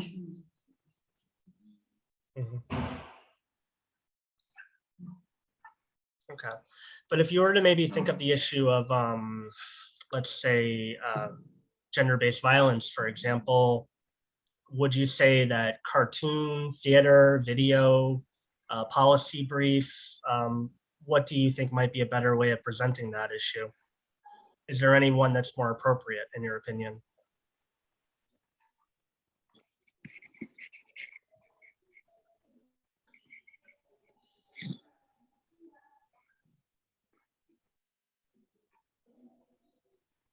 Ну, знаете, разные же есть способы, да, решения через искусство. Вот, например, одна из школ взяла такую проблему, экологическую проблему, загрязнение воздуха в том селении, в котором они живут. И там они посчитали, что фото-голос будет наиболее подходящим методом для того, чтобы показать проблему. Потому что они брали и из интернета, брали и из каких-то работ других, каких-то экологических учреждений, чтобы показать вот эту проблему и рассказать о том, какие последствия могут иметь вот это вот загрязнение воздуха на людей, которые там живут. И поэтому им нужны были и какие-то высказывания там медиков, какие-то высказывания экологов, какие-то, может быть, из интернета взятые схемы, там, картинки для того, чтобы показать, какое воздействие может плохая экология иметь на людей. И поэтому они посчитали, эта школа посчитала, что она может это наилучшим способом показать через фотографии и через инфографику. То есть, смотря какая проблема, и еще, наверное, ребята смотрели на какие-то свои способности. Иногда они выбирали видеоролик вместо форум-театра, потому что, может быть, ребята были не совсем готовы к тому, чтобы выступать перед большой аудиторией, они стеснялись, может быть, и тогда они думали, что видеоролик более для них в этот момент подходящий, чем форум-театр. То есть зависело от того, какую проблему они отображали, и от того, какие способности были у ребят. Мен дагы жооп берип кетсем, азыр искусствонун бардык түрү эле эффективдүү. Например, форум театр болсом, форум театрда как живое, нормальное эмоцияларыбызды көрүп жакшы көрсөтүп бере алабыз да. Баягы зрительдер да прям өзүнүн көздөрү менен көрүшүп. Бирок форум театрга көп эле кире беришпейт да. Биз өзүбүздүн көйгөйүбүзгө карап, бир өзүбүзгө ыңгайлуу, анан өзүбүздүн способностьябызга карап бир искусствонун түрүн ыңгайын тандадык. Бул видеоролик. Видеороликтер айтып кетсем, видеоролик бизге ыңгайлуу, тартканга дагы ыңгайлуу. Кийин анан азыр мындай айтсам, жаштардын баардыгы эле интернетте отурбайбы, например, TikTok, Instagram ошол жерге жайылтканга дагы оңой болот да. Эми баардыгын көрсөтө албасак дагы кыска видеоролик болсо, элдерге ошол видеоролик искусство аркылуу жакшы таратылат да.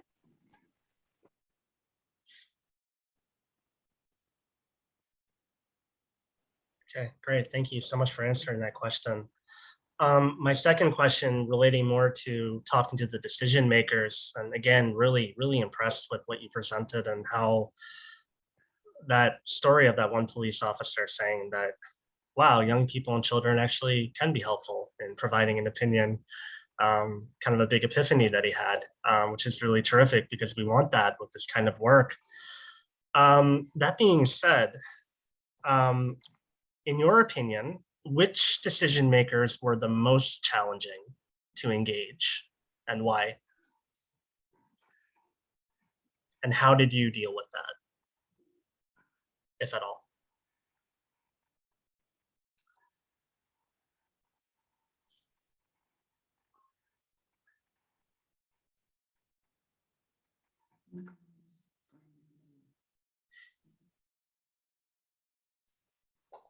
Кызматташуудабы бурул же?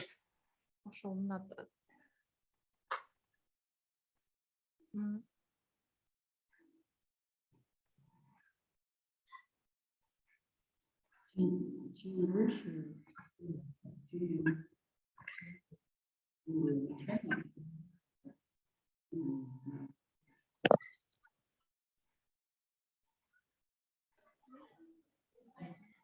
Саламатсыздарбы? Мен номер 22. Могу я ответить на этот вопрос? Жооп берип кетсем, негизи эле ушул өзүнүн должности канчалык бийик болгон сайын ага деген таасир этүү ошончолук кыйынчылыкка учурайт деп ойлойм. Ошондуктан канчалык анын деңгээли, канчалык анын даражасы бийигирээк болсо, ошончолук ага таасир этип, анан кандайдыр бир ойду алуу ошончолук кыйын деп ойлойм. Мен да жооп бере кетсем, бизде кыйынчылык болгон жерлер бул ата-энелер болду. Неге дегенде ата-энелердин балдарына көңүл коштук мамиле кылгандыгы, балдары менен эмне болуп жатканын мындай кызыкпагандыгы болду. Ошон үчүн бизге ата-энелер аз келди. Анан дагы мисалы прокурор, мэриядан адамдарды чакыруу кыйын болду. Аларга маселени мындай таасир этиш кыйын болду.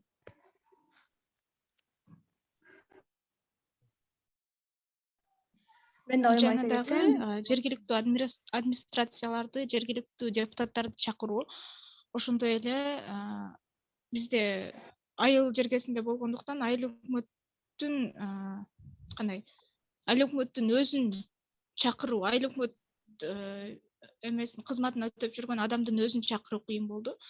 Ошондой эле эксперттерди табыш кыйын болду, бирок чакыруу оңой эле болду.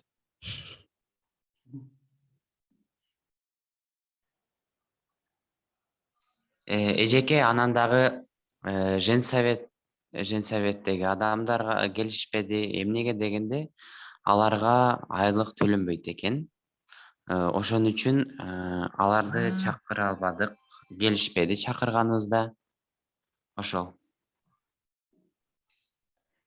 Бизде наоборот болду. Бизде дайыма биз чакырганда прокурорлор, айыл өкмөттөр, 5-6 андан көптөө милициялар келип биздин өзүбүздүн оюбузду, биздин мисалы чечимибизди, биздин кандай биз мындай аткарган оюндарыбыздын баарын көрүп колдоп кетип атышты. Биздин негизги мындай оюбузду айткан biz bardığında That's very interesting. I think like in describing this, you're really talking about two cultural problems in a way. You're talking about the culture of parents, so parents know all. And then you're talking about the culture of decision makers and trying to get past that barrier. And I think it's really impressive. You were able to work with the people you did. And I think, just a note, it's always so important to have an ally. If you ever have an ally within the community, within a department, amongst parents to work with, this really always makes a difference when you're in your engagement, in addition to your advocacy. And I just want to ask one more quick question, because they were so well thought out and really impressed with them. How did you develop your recommendations that came out of your policy briefs? What was the process for developing those recommendations, if I may ask?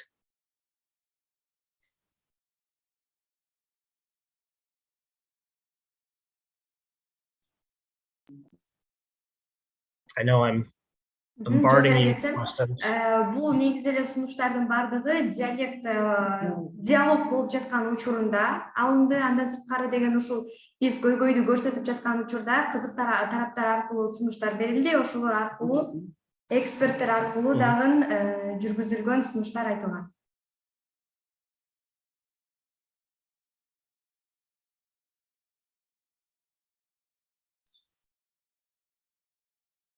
Okay. So it's a very participatory process, but you had some consultation, kind of refining them and polishing them.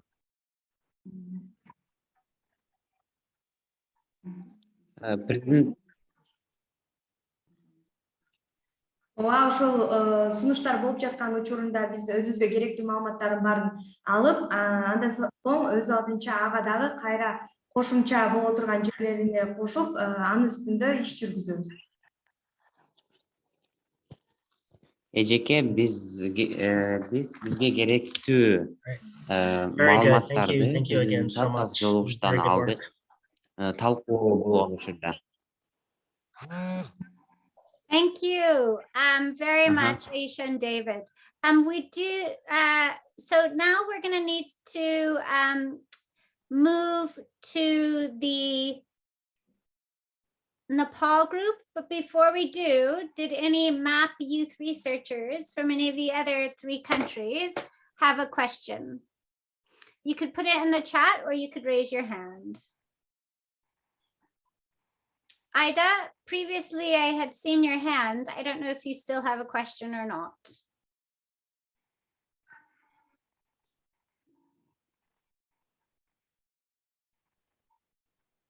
Okay, I currently do not see any questions in the chat nor hands raised. So I'm going to pass the floor over to our MAP Nepal team. So MAP Nepal team, could we please have our co-investigator, Vishnu Khatri from Human Rights Film Center, please take the floor. Thank you so much, Ananda. Hi, everybody. This is Vishnu. I'm one of the co-investigators from Nepal. Today we have 2 youth researchers. They are going to present their work, how they initiated the youth-led research project in Nepal. And we had 7 small projects on youth-led research initiatives. And Sapana and Prince are going to present how they identified the issues, how they use different art forms as data collection tools, and what were the major art-based outputs, and also what were the major key policy outputs and recommendations. And during the research projects led by young peoples, and there were 4 or 5 key issues identified by youth issues using different art forms. For example, child marriage, child labor, caste-based discrimination, use of drug, and then human trafficking were identified by the young peoples. And they would share how they identified it, what were the tools and techniques that they used, And during the process, basically they used songs and music, basically indigenous songs, the different forms of songs that we call is Deura from one of the project area, and Lok Dohori and Tamang Selo. These are some of the indigenous songs and musics. And they also used drama and performance, and then they also use photo and video. And we have a very good video outputs, and we have more than 10 videos developed by young people during the small grant period. And then drawing and painting were also used during the small grant period to identify the issues and also to collect the data. And these are some of the process and issues identified by young peoples. So I would like to request our two young resources, Sapana Lama. She's also Youth Advisory Board members, and she's from our one of the project area, and Prince Wat, he's vice chair of one of the MAP Child Club. So I would like to request Sapana to start your presentations, and Prince will continue later. Thank you so much. So let's welcome to Sapana and Prince. Yeah.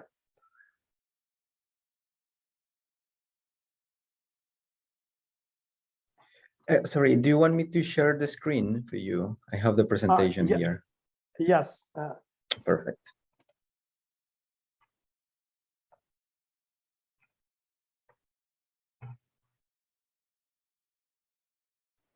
Can you share English presentations? So she will speak in Nepali, and if you share English presentation, it will be easy for all the audience. Okay, perfect. Give me 1 minute and I will do that. In the meantime, you can start introducing yourselves, I feel. Sapana, परिचय गर्दै गर्नु. नमस्ते सम्पूर्णमा, म सपना लामा नेपालबाट बोल्दैछु. म चाहिँ युथ एडभाइजरी बोर्डको सदस्य पनि हुँ र आज म चाहिँ यहाँनिर नेपालले दोस्रो फेजमा गरेका अनुसन्धानका बारेमा केही प्रेजेन्टेसनहरू राख्न गइरहेको छु र म प्रेजेन्टेसन स्टार्ट गर्दैछु.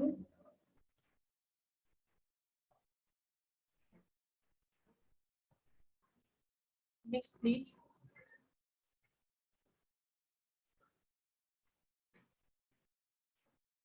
Next, please.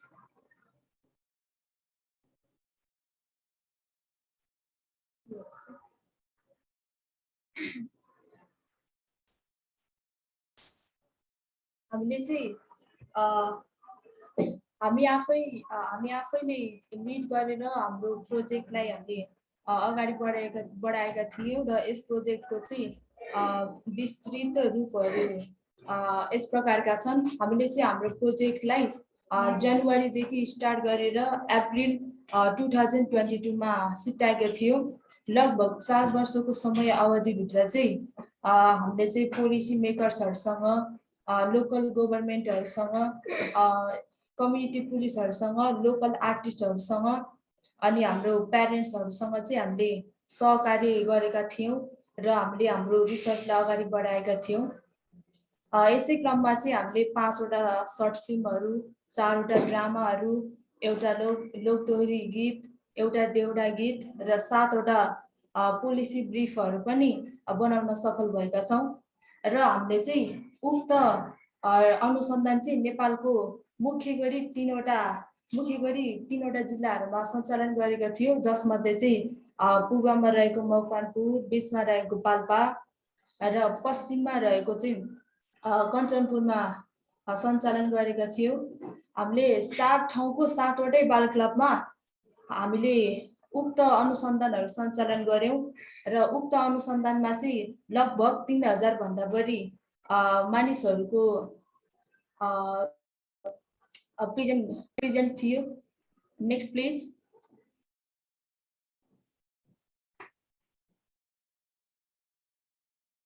Next please.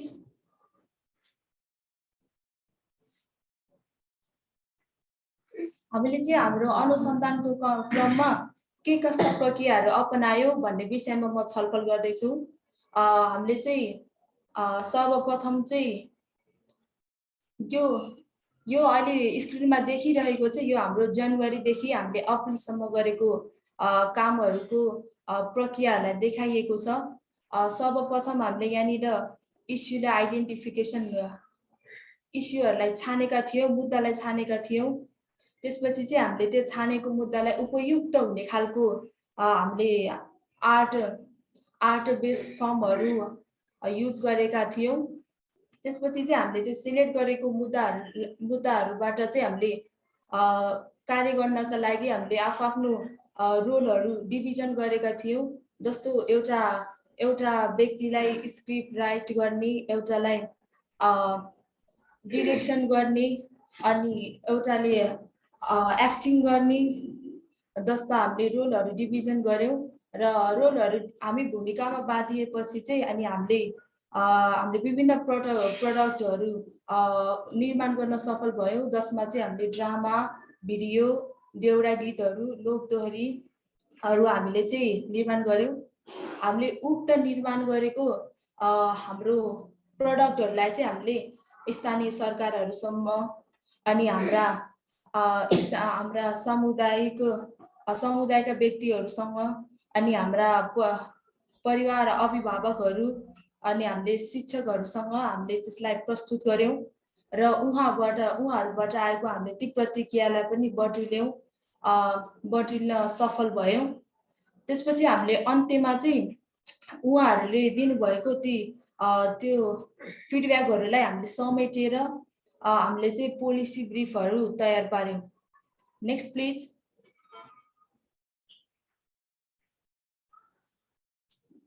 Next please.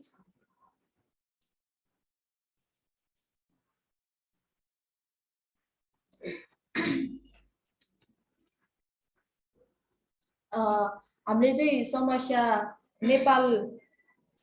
हामीले चाहिँ मुद्दा चयन गर्दा हामीले चाहिँ नेपालको प्रत्येक लोकेसनबाट हामीले अघि भने अनुसार हामीले 7 वटा लोकेसनमा हामीले अनुसन्धान गरेका थियौँ। हामीले 7 वटै लोकेसनबाट छुट्टै विषयलाई लिएका थियौँ, जसमध्ये चाहिँ जस्तै म उदाहरणका लागि चाहिँ जातीय विभेद, मानव बेचबिखन, बाल विवाह, लागु औषधको प्रयोग, बाल श्रम जस्ता विषयहरूलाई मुख्य बनाएर हामीले चाहिँ हाम्रो मुद्दा छनौट गऱ्यौँ। त्यसपछि मुद्दा छनौट गर्ने क्रममा चाहिँ हामीले चाइल्ड क्लबका मेम्बरहरूसँग हामीले चाहिँ मिटिङ बस्यौँ अनि हामीले शिक्षकहरूसँग त्यसपछि अभिभावकहरूसँग भेटघाट गरेर अनि छलफल गरेर हामीले चाहिँ हाम्रो मुद्दालाई फाइनल गऱ्यौँ। त्यसपछि हामीले चाहिँ ती छनौट गरिएको मुद्दालाई राम्रोसँग त्यसले के प्रभाव पार्छ, त्यसको मूल कारण चाहिँ के रहेछ भनेर राम्रोसँग बुझ्नका लागि चाहिँ हामीले द्वन्द्व रूपको प्रयोग गऱ्यौँ। यहाँ पिक्चरमा देख्न सक्नुहुन्छ, यो द्वन्द्व रूप हो। त्यसै गरी हामीले चाहिँ अनि डाटाहरू कलेक्सन गऱ्यौँ। डाटा कलेक्सन गर्दाखेरि चाहिँ हामीले चाहिँ आर्ट बेस्ड टुल्सहरू नै प्रयोग गऱ्यौँ। आर्ट बेस्ड टुल भन्नाले चाहिँ अब फोटो कोलाजहरू, चित्रकलाहरू, लोकदोहोरीहरू जस्ता हामीले आर्टको फर्महरू युज गऱ्यौँ। त्यसपछि हामीले इस्यु सिलेक्सन गर्दा चाहिँ हामीले आफ्नै पर्सनल लाइफमा घटेका घटनाहरूलाई, रियल घटनाहरूलाई, हाम्रो अहिले वरपर घटिरहेका जल्दो बल्दो हाम्रो इस्युहरूलाई हामीले मुद्दाहरूलाई लियौँ अनि त्यसैको आधारमा चाहिँ हामीले त्यसलाई छनौट गऱ्यौँ। हामी एक्जाम्पलको रूपमा चाहिँ हामीले हाम्रै नेपालको भुसाल डाँडा र मनकन्या बाल क्लबले चाहिँ आफ्नै साथीको रियल स्टोरीमा आधारित ती घटनाहरूलाई आफ्नो प्रमुख मुद्दा बनाएर यहाँनिर कार्यक्रमहरू कामहरू गर्नुभएको छ। Next please.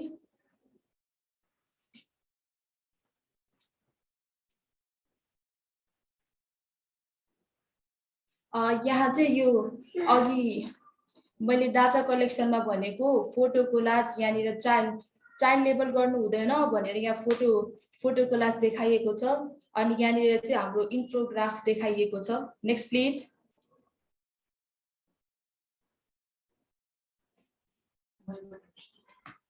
Next please.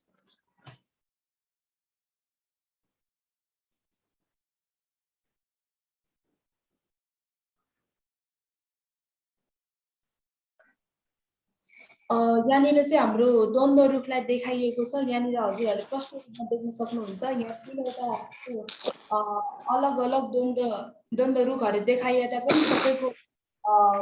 सबैले देखाउन खोजेको चाहिँ एउटै कुरा हो। यसको त्यो जराले चाहिँ यसको यो हुनुको मुख्य कारणहरूलाई बताइरहेको छ भने माथिको हाँगाबिगाहरू चाहिँ यसले निम्त्याउन सक्ने, यसले निम्ताइरहेको असरहरूलाई देखाइएको छ।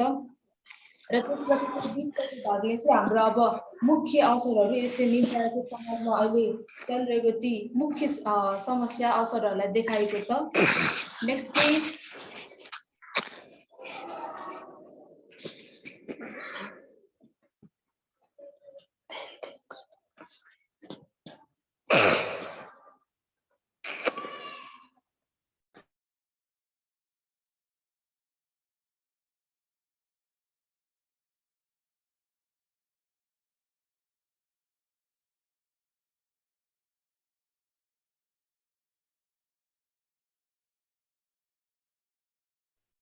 It seems that Sapana has momentarily frozen.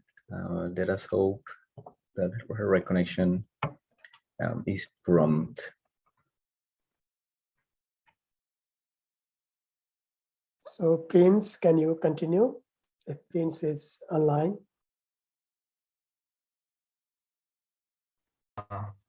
Okay, sir. Yes, I can. Next, please, sir.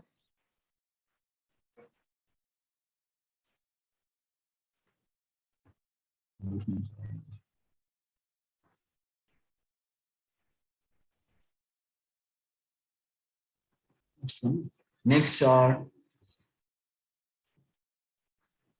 Feel free to go ahead, Prince. Oh, yeah.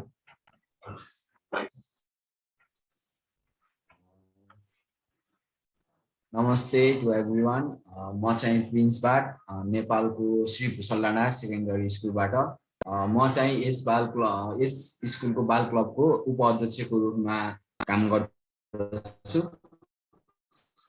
अनि मेरो पूर्व साथीले भने अनुसार अबको प्रेजेन्टेसन चाहिँ म सुरु गर्दछु।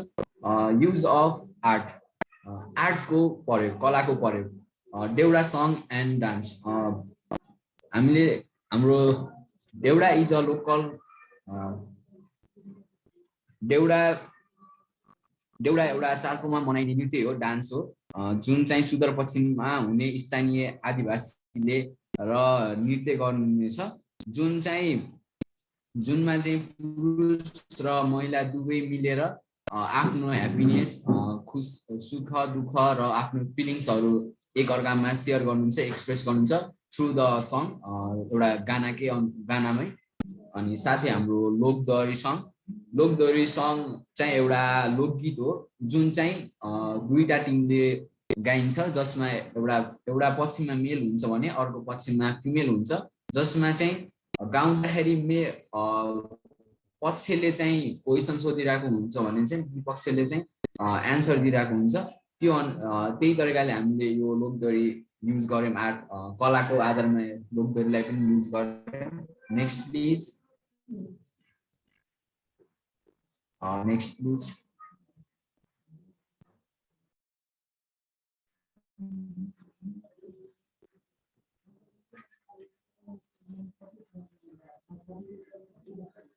नेक्स्ट सर, तामाङ सेलो चाहिँ तामाङ जातिले नेपाली लोकगीत हो। यो पनि एउटा तामाङ जातिले मनाउने एउटा लोकगीत हो, नेपाली लोकगीत हो, जसमा चाहिँ तामाङ भाषामै तामाङकै इन्स्ट्रुमेन्ट डम्फु, मादल, टुङ्गा जस्तो इन्स्ट्रुमेन्टहरू युज गरेर आफ्नो लभहरू अनि माया दया सेयरहरू गर्ने, अनि आफ्नो डेली लाइफमा घटेको घटनाहरूको बारेमा एक आपसमा सेयर गर्ने चाहिँ एउटा यो लोकगीत हो, सङ हो थ्रु द आर्ट। साथै हामीले ड्रामा, सर्ट मुभी अनि भिडियोहरू पनि बनाएका थियौँ, जसले चाहिँ एउटा कलाको आधारबाट यो ड्रामाहरू, भिडियोहरू सुट गरेको थियौँ। Next please.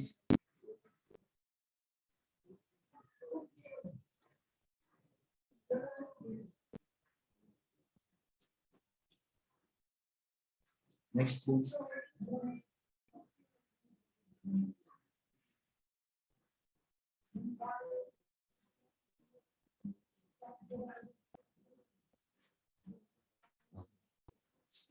Learning. हामीले चाहिँ के सिक्यौं त हाम्रो यो म्याप अन्तर्गत काम गर्दा फेज 2 मा काम गर्दा हामीहरूले के सिक्यौं त सिपहरु के कस्तो सिपहरु सिक्यौं त जस्तै हामीले भिडियो मेकिङ भिडियो बनाउन ड्रामाहरु गर्न पेन्टिङ ड्रइङ अनि आफ्नो आफ्नो एउटा रोल प्ले गर्न एउटा स्किल डेभलपमेन्ट भयो हामीमा एउटा सिप डेभलपमेन्ट भयो अनि लिडरशिप साथै सेकेन्ड नम्बरमा चाहिँ हाम्रो लिडरशिपको डेभलपमेन्ट भयो नेतृत्वको विकास भयो जसमा चाहिँ हामी यो 4 महिनाको अन्तर यो फेजमा हामी आफैमा एउटा लिडरशिप भएर आफैमा यो सब आफैले निर्णय लिएर आफैले काम गरेर यो कामहरुलाई हामीले वर्क गरेको थियौं साथै थर्ड नम्बरमा चाहिँ हाम्रो टिम वर्क भयो टिम वर्कमा हामी सँगै हामी हाम्रो युथहरुसित हाम्रो फ्रेन्ड्सहरुसित टिचरहरुसित एउटा टिम वर्कमा काम गर्यौं संस्थाहरुसित आर्टिस्टहरुसित हामी मिलेर टिम वर्क गर्यौं त्यसको पनि एउटा लर्निङ भयो एउटा सिकाइ भयो हामीमा अनि फोर्थमा चाहिँ use of art for change परिवर्तनका लागि कला चाहिँ एकदम ठूलो भूमिका खेलिरहेको हुन्छ भन्ने एउटा सिक्यौं हामी डाइरेक्टली हाम्रो ठूलो बडा मान्छेसित गएर हामीले आफ्नो कुराहरु शेयर गर्यौं भने उहाँहरुले नसुनिदिने नबुझ्ने जस्तो गर्ने तर हामीले एउटा भिडियो मार्फत थ्रु गर्यौं भने चाहिँ त्यो कुरा उहाँहरुले बुझ्ने हल्का सम्झिने हामीलाई मोटिभेट गर्ने अनि साइकोलोजिकल हिलिङहरु हुने इफेक्टिभ कम्युनिकेसन यो चाहिँ एउटा आर्ट चाहिँ कला चाहिँ एउटा एकदम इफेक्टिभ कम्युनिकेसन हो लर्निङको लागि केही कुरा सिक्नुको लागि र केही कुरा सिकाउनको लागि साथै कन्फिडेन्स आत्मविश्वास हामीमा कसरी बढ्यो भने चाहिँ हामी भित्र लुकेको कुराहरु चाहिँ यो फेज नआउँदासम्म यो प्रोजेक्ट नआउँदासम्म हामीले हाम्रो भित्र लुकेका कुराहरु केही अगाडि निकाल्न सामु पेश गर्न सक्दैनौं तर जब यो रनिङमा यो म्याप फेज आइसकेपछि हामी भित्र लुकेको आत्मविश्वासहरु हामी भित्र लुकेका कुरा भावनाहरु हामी पोख्न सक्यौं त्यसमा चाहिँ एउटा कन्फिडेन्स आयो र लर्निङ भयो नेक्स्ट प्लिज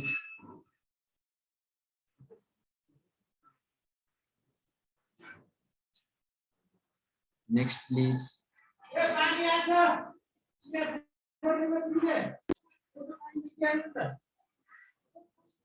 कोलाबोरेसन सहकार्यहरु हामी चाहिँ कसरी कोलाबोरेसन भएर युवाहरुसित कलाकारहरुसित सामुदायिकका सदस्यहरुसित निर्णय निर्माताहरुसित कसरी हामीले कोलाबोरेसन भयौं त कसरी हामी उहाँहरुसित काम गर्यौं त अनि हामीमा कसरी कोअपरेसन भयो हामी कसरी कोअपरेसन भयो भन्दाखेरि चाहिँ हामी हाम्रो पुलिस अनि त्यसपछि कम्युनिटीको पुलिसहरु लोकल गभर्नमेन्टको सदस्य मेम्बरहरुसित अनि हाम्रो यो आर्टिस्ट म्यापमा रहने सम्पूर्ण आर्टिस्टहरुसित हामी कोअपरेसन गरेर हामी यो म्याप फेजको प्रोजेक्टहरु गरायौं हामी उहाँहरुसित कोलाबोरेसनमा उहाँहरुसित इन्गेज भयौं हामी उहाँहरुसित सँगसँगै हामी चाहिँ आर्ट बेस्ड डायलगमा पनि इन्गेज भयौं कसरी भन्दा चाहिँ गभर्नमेन्टहरुको ठुलो पोस्टको मान्छेहरु चाहिँ हामीसँग सहकारी हुनुभयो हामीसित काम गर्नुभयो उहाँहरुसित त्यसरी हामी कोलाबोरेसन गर्यौं अनि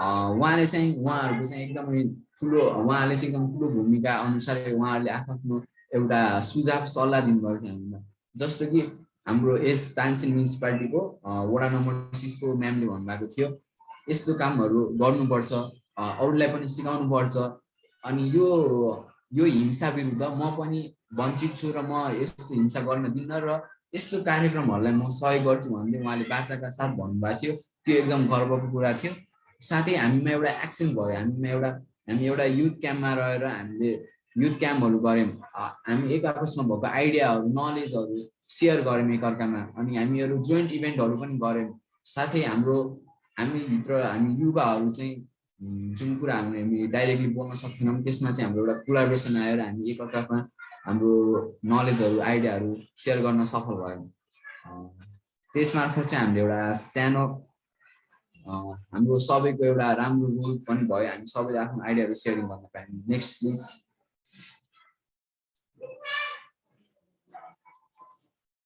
नेक्स्ट छ रिफ्लेक्सन के रिफ्लेक्सन आयो त मुख्य प्रतिबिम्ब के आयो त हामीले चाहिँ आफूभन्दा ठुलो सिनियर अनि गभर्मेन्ट लोकल गभर्मेन्टको स्थानीय बासिन्दाहरूबाट हामीले कमिटमेन्टहरू लियौँ कस्तो खालको कमिटमेन्ट लियौँ हामीले उहाँहरूसितबाट फिडब्याकहरू लियौँ डिफ्रेन्ट एक्टर अनि त्यसपछि सहकर्मी साथीहरूसित अनि सोसाइटीमा रहने सम्पूर्ण पिपलहरूबाट चाहिँ हामीले डिफ्रेन्ट फिडब्याकहरू लियौँ अनि उहाँहरूले चाहिँ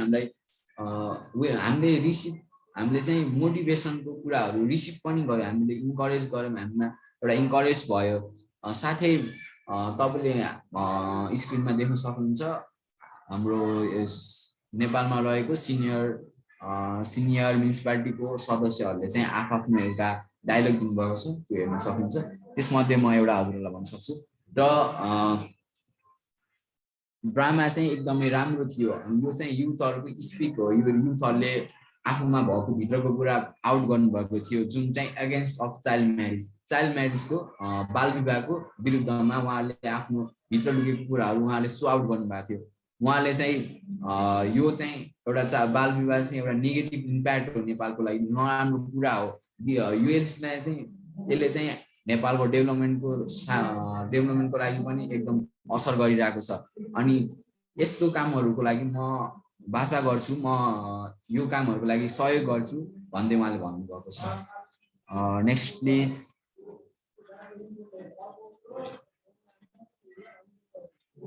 next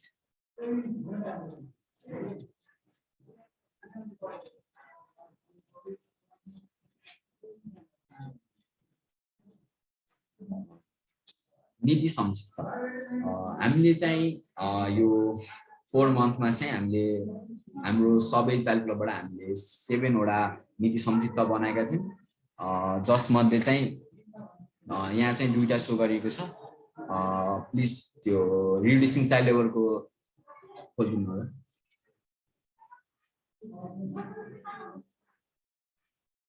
policy brief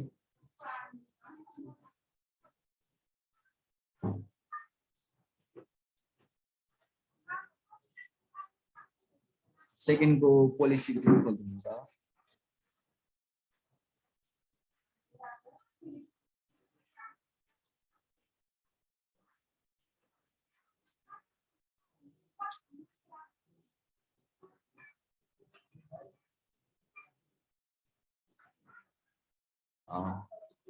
reducing child labour हाम्रो बाल श्रमलाई हटाउनको लागि हामीले पोलिसी ब्रिफ बनाएका थियौँ यो चाहिँ हाम्रो भुसलडाँडा चाइल्ड क्लब कान्छन पालबाट बनाएको थियो त्यसमा चाहिँ हामीले चाइल्ड लेबरको बारेमा इन्ट्रोडक्सन दिएको थियौँ जसमा त्यसको बारेमा यो यतिबाट यो गरेको नराम्रो यो भनेको यो पाइन्छ भन्ने कुरामा इन्ट्रोडक्सन दिएको थियौँ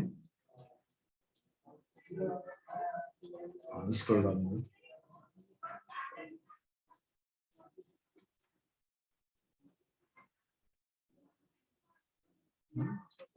sorry scroll down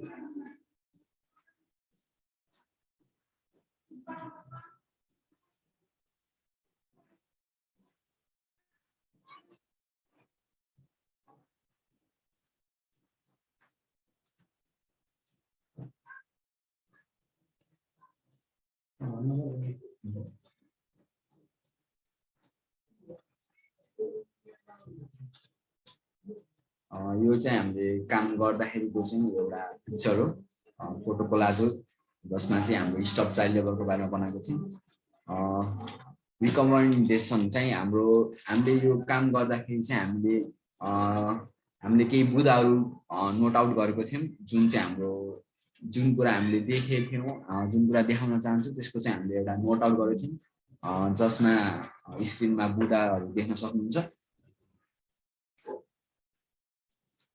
हाम्रो गभर्मेन्टको लागि हाम्रो स्थानीय बासिन्दाको लागि चाहिँ हामीले एउटा रिकमेन्डेसन बनाएको थियौँ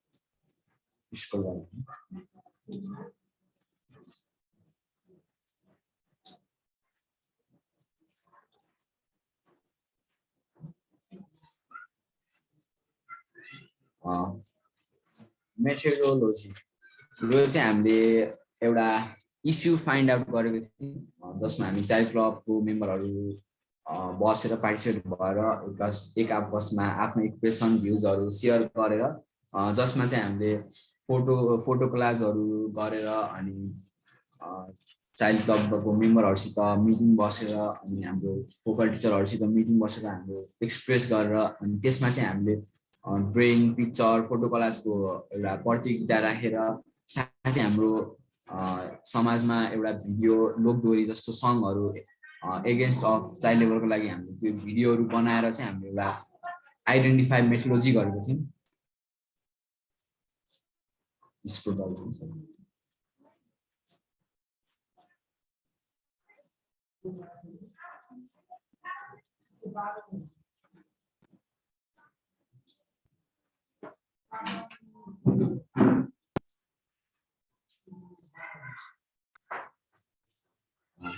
रिसर्च फाइन्डिङ हामीले चाहिँ यो काम गर्दा यो 4 महिनाको काम गर्दा हामीले रिसर्च हामीले अनुसन्धान गरेको थियौँ।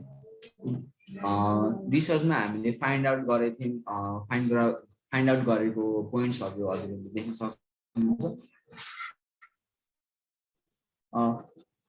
हामीले के हो रिकमेन्ड हामीले चाहिँ के फाइन्ड आउट गऱ्यौँ त यो रिसर्च गरेपछि हामीमा के एउटा फाइन्ड आउट भयो भने चाहिँ ल्याक अफ कम्युनिकेसनको कारणले लिटरेसीको कारणले अनि पोभर्टी चाहिँ एउटा मेन कजेस रहेछ भन्ने बारेमा अनि प्यारेन्ट्सले चाहिँ त्यो पोभर्टी भएको कारणले प्यारेन्ट्सले फोर्स गर्ने चाइल्ड लेबरको लागि त्यो चाहिँ एउटा पोइन्ट्स रह्यो रिसर्च गर्दा चाहिँ हामीमा त्यो एउटा फाइन्ड भयो।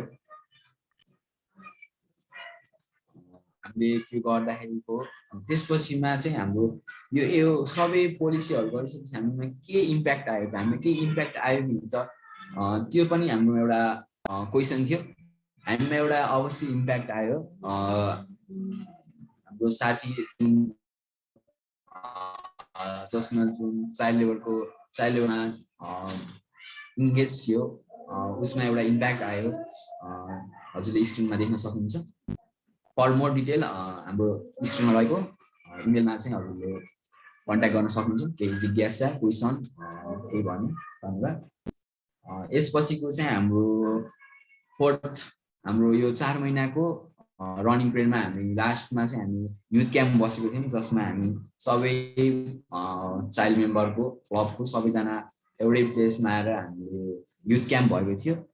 त्यो भिडियो सो गर्न सल्लाह भन्दैछु।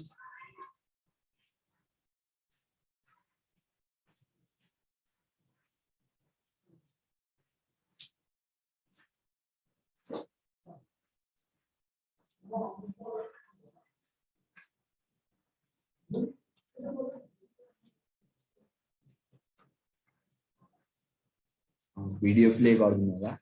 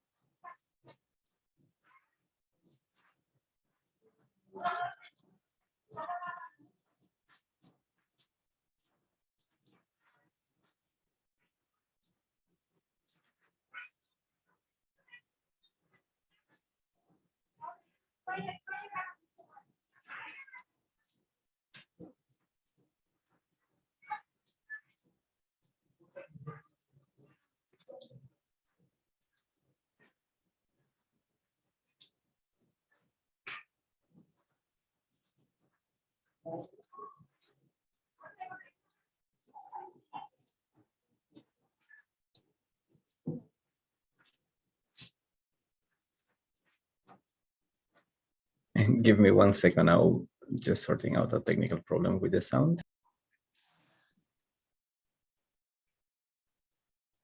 While we're waiting, if there are any MAP youth researchers who have any questions for the MAP Nepal team, please feel free to put your questions in the chat, or you can also raise your hand.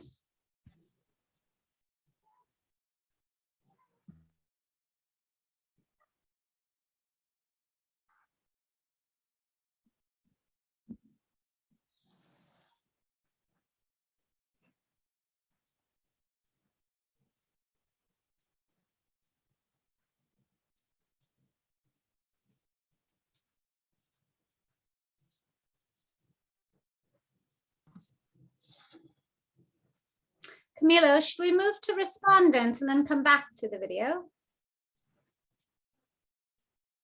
If yes, Santosh or Pandav, you can share your screen. Okay, yes, and we can. yes, go ahead. Totally.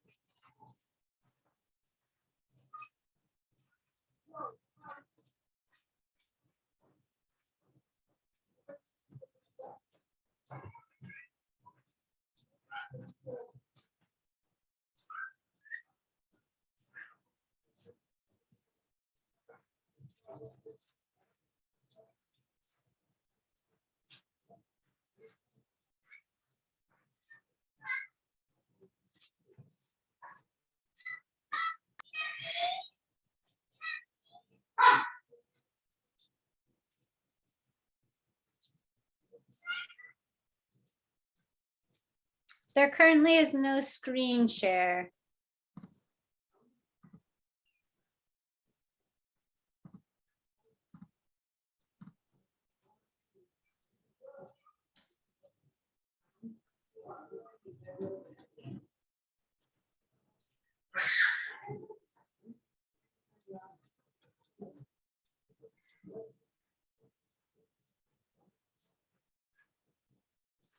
It now seems to be working.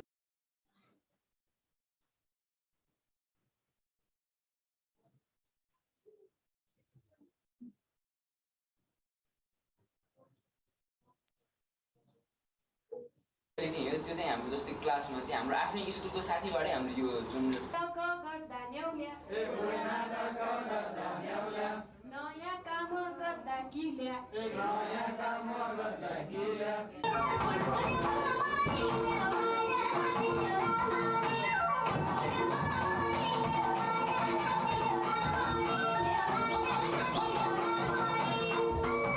सोचेर सम्झ्याका बेला जम्पात जब मलाई मेरो आमाले आफ्नो घर लैजा दिनुहुन्थ्यो त्यतिखेर आमाले घरमा छिर्न दिएन कारण म छोरी भएको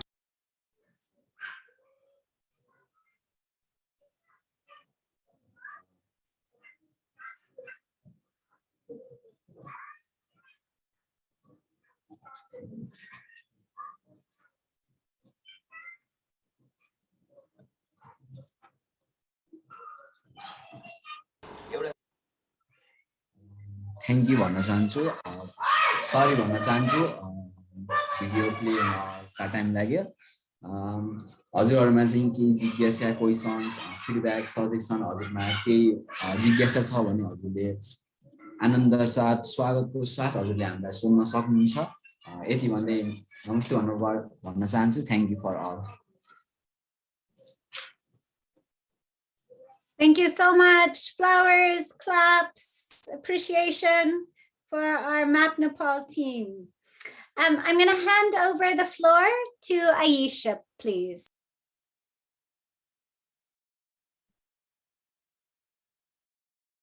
Hi. Firstly, I really enjoyed the team had decided to approach the appropriate art forms based on the cultural context of different regions. Even from the issue identification that the team used the tools and how they were really, it was very encouraging and enriching to see the kind of identification that had gone through the process. And I could really see how the team's thoughts were directed in that.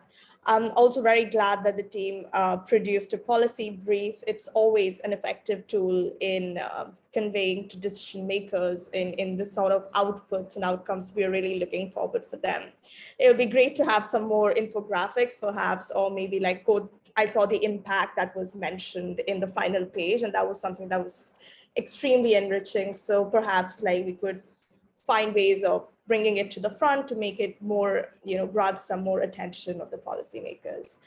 I'm really curious to know from the team that how do the policymakers perceive this initiative as not just another developmental work, but a peace building project, because folklore has been such an integral part of culture of Nepal. So how do you sort of see yourself in this space, evoking the peace and security perspective for your decision makers and fellow young people, and not just seeing it as just another community development project?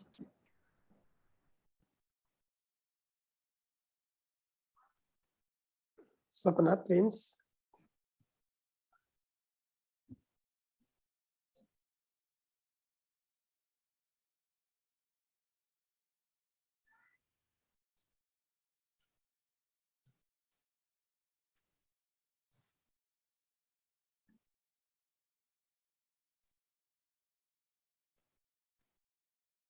Okay, maybe I can start.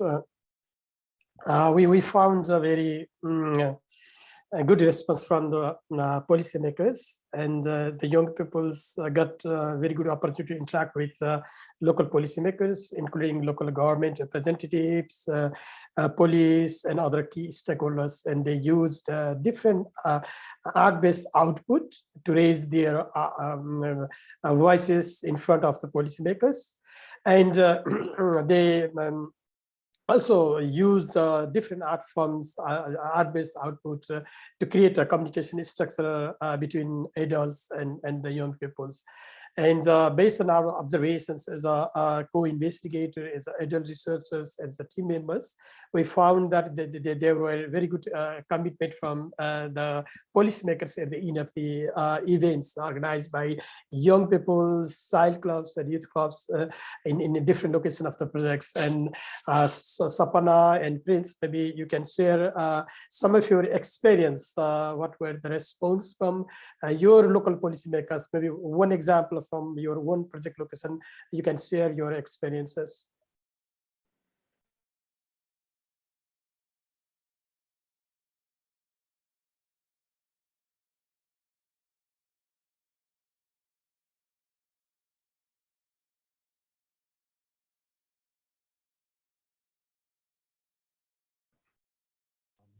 म भन्न सक्छु हुन्छ भन्नु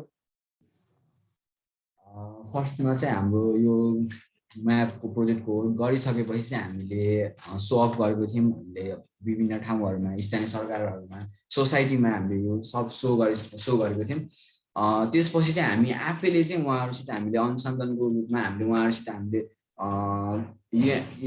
यो भनि project देखाइसकेपछि चाहिँ हामीले उहाँबाट हामीले उहाँको कुराहरू हामीले टिपेको थियौँ नोट आउट गरेको थियौँ जसमा चाहिँ उहाँहरूले के भन्नुभएको थियो भने यो चाहिँ एउटा जुन हामीले मुद्दा लिएर उठेको थियौँ जुन चाहिँ इस्यु लिएर उठेको थियौँ त्यो चाहिँ एउटा एगेन्स्ट हो यो राम्रो होइन यो चाहिँ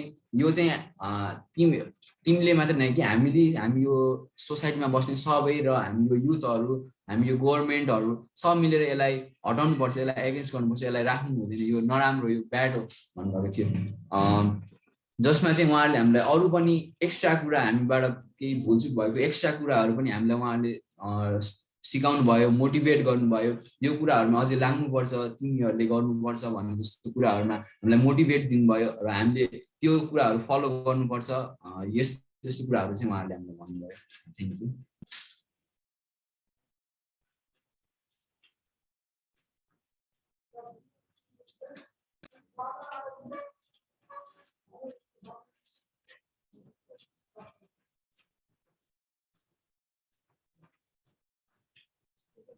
Wonderful. That's so great to hear. I think I think that sort of affirmation from the community leaders is always so critical to the progress of the project. And especially like, because we're working in the peace building sector, it's always so important for us to be able to have that sort of affirmation. So I'm glad that the team was able to find that, and I hope that more credible outcomes are able to come as we move forward. Thank you so much, Aisha. Could we please have David Young, share any questions or comments you might have? Hey, everybody. Yeah, wonderful presentation. And I'm just going to have one question for you because unfortunately I have to run off. So you won't have as many questions as the other team. So that's a good thing for you, I think. Yes, I'm really interested in the use of Indigenous culture and the incorporation of Indigenous culture to talk about an issue. And this is actually an area that I work on with youth, is empowerment of Indigenous youth and et cetera. That being said, in my opinion, I think you have two major challenges here, and not just talking to policymakers and decision makers, but also engaging youth when you're talking about Indigenous culture and cultural forms. And I would like to know, my one question for you is, in this era of TikTok and Instagram and Facebook and social media, how do we increase the understanding of young people of the value of traditional cultures as a form of raising awareness or protest? How do we enhance their understanding and awareness of the values of these cultures for conveying these issues to their leaders?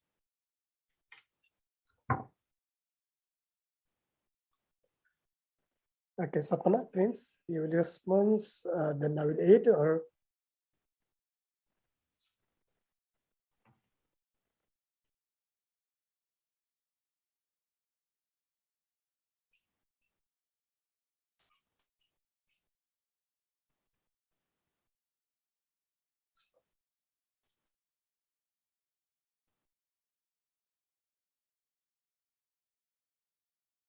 Yeah, I will start, maybe Prince and Sapana will aid later. Yes, thank you so much for your questions. Yeah, there are many different indigenous art forms in Nepal. Basically, folk music, folk songs are very popular in different parts of the countries. And then we identified local popular indigenous art form from different project locations. For example, in our one project location, so we choose Deura based on our discussion with the child clubs. They identified, yes, Deura is one of the very popular indigenous art forms. It can connect adults and young people together, and it can be a very good communication art-based tool for us to create a communication structure with our adults, with our parents, with our policymakers, like that. And the same experience we received from another project location, that is, there is another art form we call is Dohori, that, and then the child clubs, they came together, they discussed together, and then we raised the same questions, that what could be the right indigenous art forms to create a communication between you and adults and policymakers, that, and they identified the different indigenous art forms. And when we use local indigenous art forms, they feel more easy to communicate their issues with the adults. And for example, so we can we also transfer different knowledge and skills on video makings and then performance, drama, and painting, but they feel more easy to use their own local indigenous art forms because they are familiar with that art forms, and then they feel more easy to deliver their issues using that different local art forms, and it's create more ownership, and it's more easy, and it's also create more confident to use and share their issues with the policymakers. And based on that, and in the initial of the projects, and we had a series of consultations, discussions, and bringing together adults and young groups together, and organize series of child club meetings to identify those indigenous art forms. And in conclusion, it's not only the use of art forms, it's also create ownerships and trust building and more confident using the local indigenous art forms. And based on our observations, maybe Sapana or Prince want to aid your ideas, how you use indigenous art forms, why you use indigenous art forms, and how you go through the selections. But if you want to aid somewhere. Okay. Yeah, very interesting. So you talk a bit about the communication between youth and adults, youth and decision makers. I'm curious, though, what about between youth and youth and other youth, when you're talking about indigenous forms and traditional forms? Like, what are maybe some successes and challenges that you've had with this? Yes, David, when we talk about Deura and Logdohori, and as Princess shared in his presentation, that it's two groups. One is questioning and one is answering.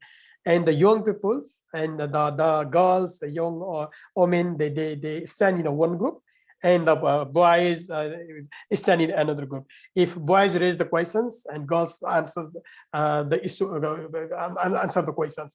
Again, the girls raise the questions and boys answer the questions. It's like that. It's a question and answering, and using the indigenous art forms called is Dohori, Deura, and Tamang, like that. And so it's more the art-based methods, and it's a dialogue-based using the local indigenous art forms. And it's a very good tool to bringing together young peoples and making dialogue among themselves, and raising questions and answering and finding the solutions together, like that. Yeah. Great. Thank you so much for answering my question. I would really love to learn some more information about this project in the future. And yeah, thank you everybody for presenting. And sorry, Rwanda, I won't be here to answer your questions, but this has been really insightful and really amazing projects that all of you have done. Congratulations. Thank you so much. Thank you so much for your questions, contributions, and motivations for our young researchers. Thank you so much. Thank you very much, David. We look forward to hopeful future collaborations. We do have Aisha Mohanty from UNESCO, and we also have David Stevens, who will be with us as the Rwanda team present. Just as an update to all of you as our attendees, again, just a huge thank you for being with us today. We are running a bit behind. What we're going to do next is I'm going to pass the floor over to the Rwanda team. They do have a shorter presentation, so the Rwanda team will present for 10 minutes. That will be followed by Yisha, who will ask a question, and then David Stevens will close with the closing final remarks as our respondent for today. So I anticipate that we'll go beyond probably by about 15, latest 30 minutes. So thank you all very much for staying with us, for those who can, and also to our Rwanda team for keeping your energy high. So I'm going to pass the floor over to Chast. I'm aware that Chast and the Rwanda team will guide us through a quick energizer to get our energy up so we can engage as listeners and presenters. So handing the floor over to Chast and the Rwanda MAP team. Thank you, Ananda. Thank you, everybody. I think you can stand up a little bit, just 2 seconds. We can stand up and turn on our video. And then I pass the the floor to Ololan, one of our participants from Olubavu, just to guide us in the checkout. Ololan, can you hear me? Yes, I can. Okay, can you guide us? Yes. Thank you, everyone. Yes. Thank you, everyone. My name is Shimla Sati Oran. I'm a member from MAP at Rwanda. So today the first thing we are going to do, we are going to shake our body up. We are going to use only our arms. We are going first to shake 8 on each arm, and after 8 is 6, after 6 is 4, after 4 we are going to do 2, after 2 is 1. Are you ready? Yes. Yes, you are ready. Yes. Now we can start. Left arm up. Shake 8 times. 1, 1, 2, 3, 4, 5, 6, 7, 8. 1, 2, 3, 4, 5, 6, 7, 8. 1, 2, 3, 4, 5, 6. 1, 2, 3, 4, 5, 6. 1, 2, 3, 4. 1, 2, 3, 4. 1, 2. 1, 2. 1, 1. Yes. Thank you. Super. Thank you, Ololan, for this wonderful guidance in the checkout. So we are going to present, I think, let me share a screen. Ananda, can you make me a co-host to be able to share screen? Camilo, could you please make Chast and also Jean-Marie co-hosts?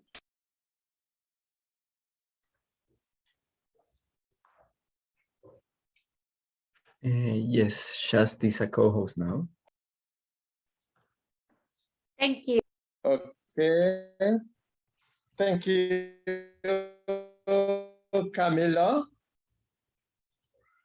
So just to be quick, we have 3 groups. One group from Chibondo in the Lubavu. So just to be quick, I hand over to the group of Huye, Chibondo, just to present.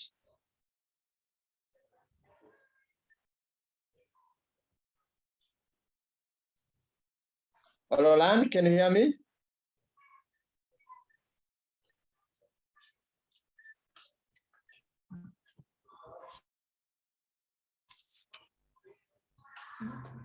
Kuchibondo muranyumva?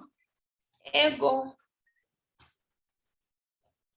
Just so you're aware, Chast, I've also made Jean-Marie co-host. The floor is yours.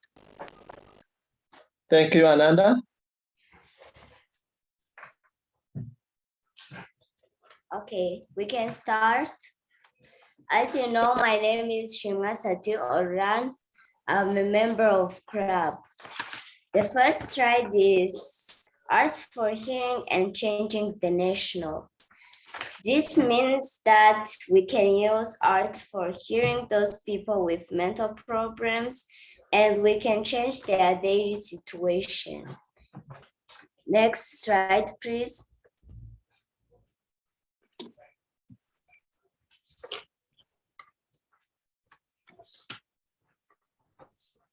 Project overviews. We have 5 projects running in 5 schools by children themselves with support of teachers.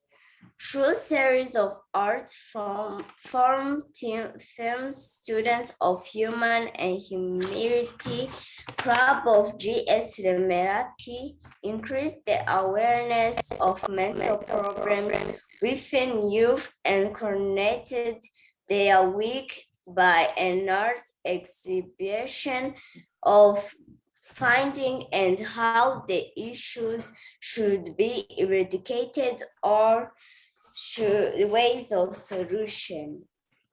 For example, we have to identify mental health problems within children living in conflict families and how the issues should be eradicated. Next slide, please.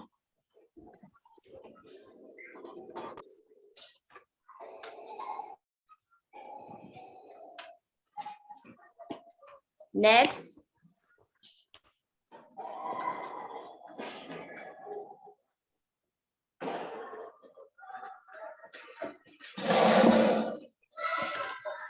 Research questions. All 5 projects investigated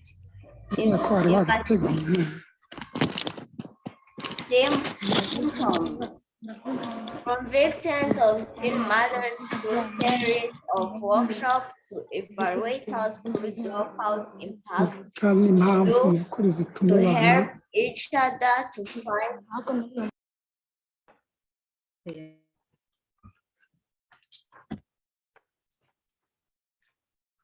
And here we first finish it to help each other to find the alternative way to prevent such issues, friends of children. Here we have some symptoms of that is being around drunk and school dropout. Research question. All 5 projects investigate in investigation key factor coordinated to children mental problem. Within the inspiration of art, what would be the way to eradicate the issue to stimulate inner peace and aware of this society? Here we have some research question. What can be the cause of mental problem? What can be the effect of mental problem? And how can the culture of peace building and conflict resolution can heal mental problems? Thank you.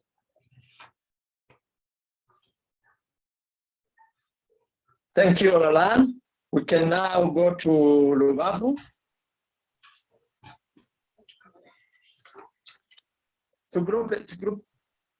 We go to group Psychology Poroso.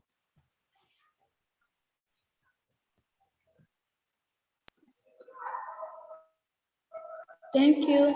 My name is Mantribi. I'd like to present what we found.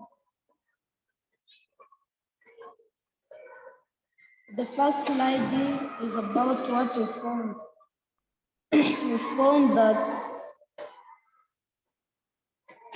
I would like to speak it in Rwanda.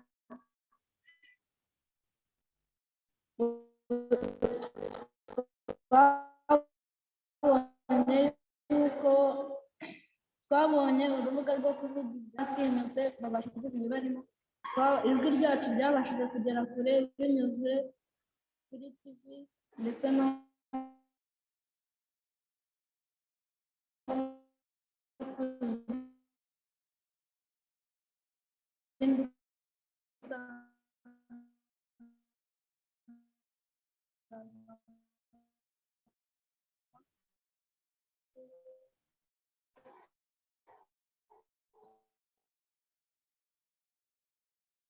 twabashije kuganira n'abakuru.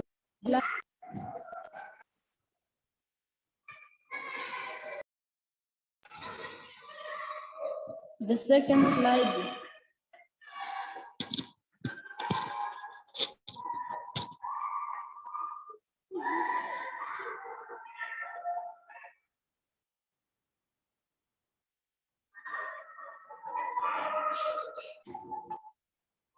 Camilo, did we lose the PowerPoint slides? It looks like it. I could share them from my end if needed. Or, oh no, we are back. Perfect. The second slide.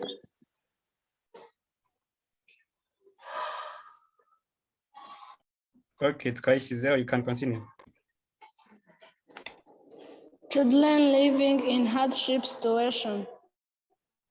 This means the bads and effects that affect children living in extreme poverty, lack of basic needs, malnutrition, family rejection, living with incurable disease and school dropout affect children mental health wellness. The third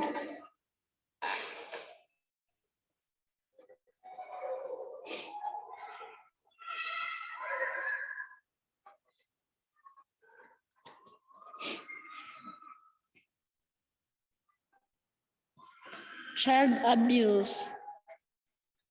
This means child abuse means can't be able to speak what they think, unable to express what they need to say, experiencing family conflicts, alcoholism, mistreatment of all kinds, violence, teen pregnancy, and lack of parental care hinders children's emotional wellness. Stigmatization, abandonment, and lack of supportive networks change children's view of people and future. The third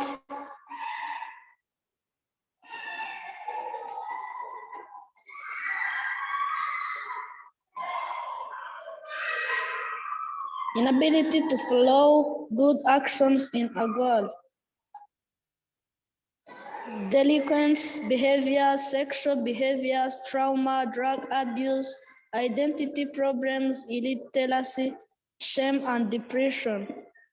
Those are inability to follow good action and goals. Thank you.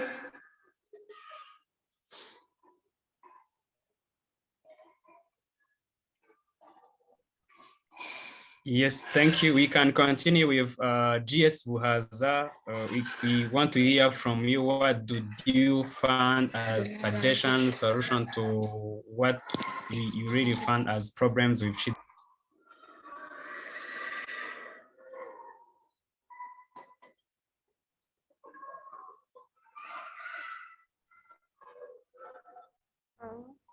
Thank you. I am a student of GS Buhaza in primary 6. I'm here to represent different possible solutions have been suggested. Creating supportive networks on different levels through a quick justice to child abuse victim, investing in peaceful family conflicts. Resolution and supporting vulnerable children to have basic needs could help children happiness, providing sustainable grant and enough time for MAP.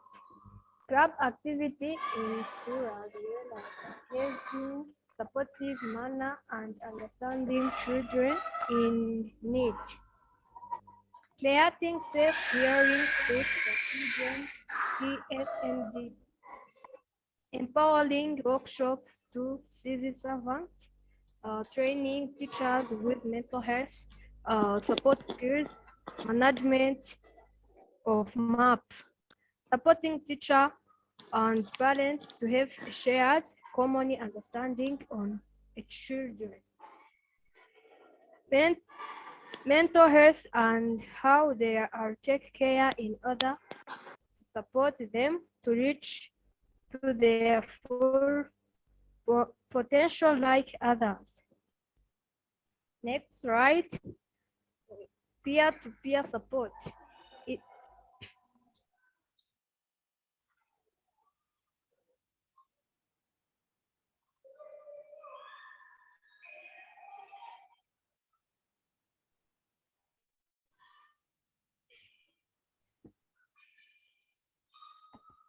Would you continue, please, Kevin? Yes, peer-to-peer support. It's really encouraging to help support each other to let our hardships and making new friends out of school. Group of Apeki, Kigondo, and friend of children. Having an ear which hears. We are blessed to have teachers who are willing to listen to us children and teachers to help each other. Group of Lemera Protestant. Hearing through map exercises.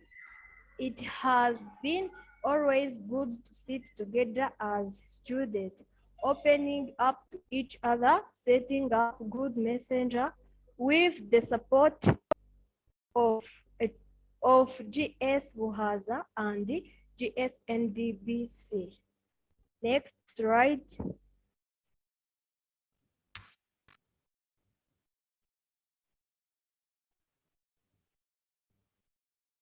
Yes, you can continue.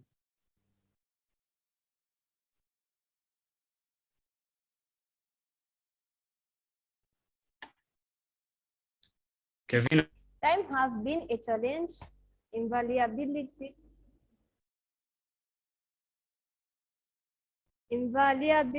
of safe space settings for clubs, no having common teachers and head teachers, understanding on map clubs, budget to keep clubs going. Next slide. Thank you very much for your time. Thank you very much, Huye, Kigali, and Rubavu. So this is what we had to present. We have just a small time, but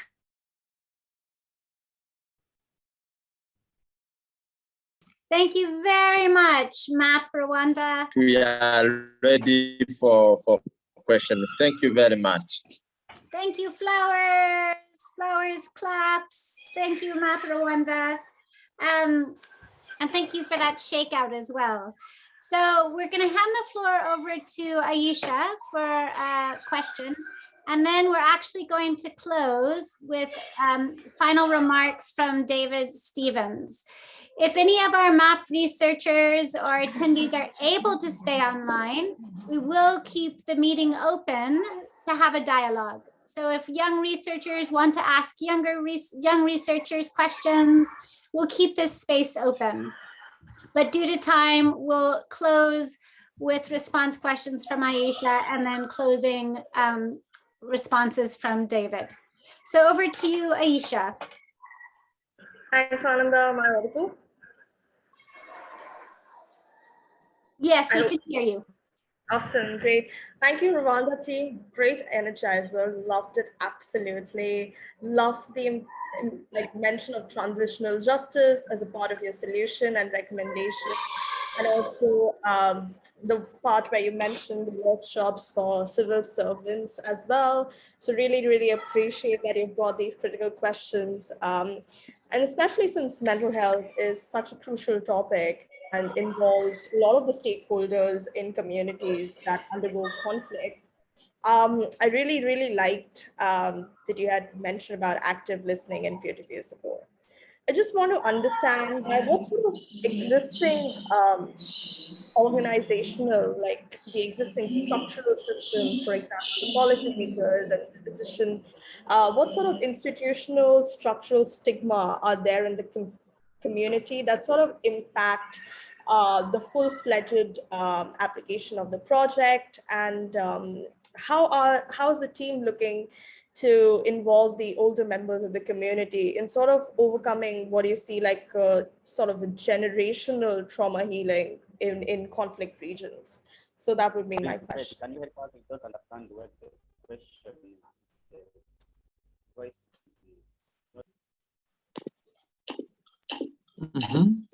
Anyone want to respond?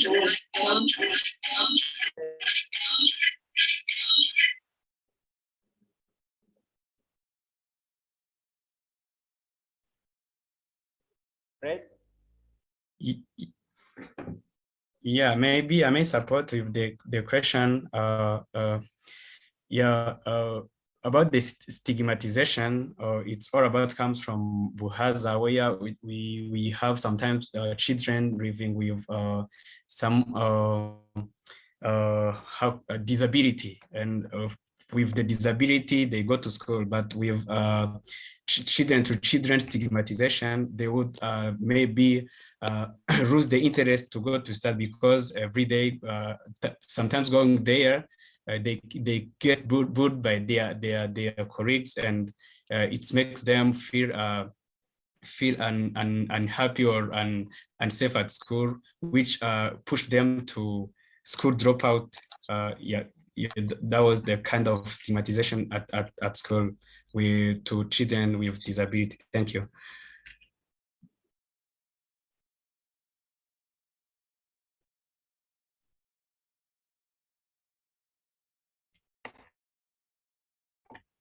Yeah, I don't know if we can have also answers from our schools, like turemera protesta. Ikibazo kirabaza kiti ese ni irihe vangura cyangwa ihohoterwa abana bahura naryo rishobora gutuma nabo bashaka kugira ibibazo byo mu mutwe cyangwa bigatuma bava no mu ishuri.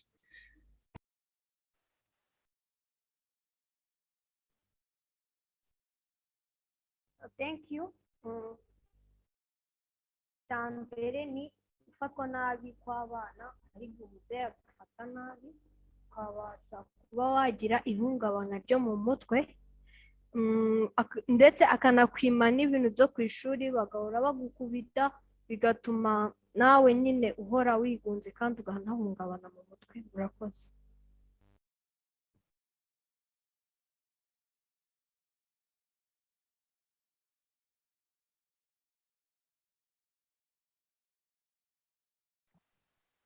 Thank you.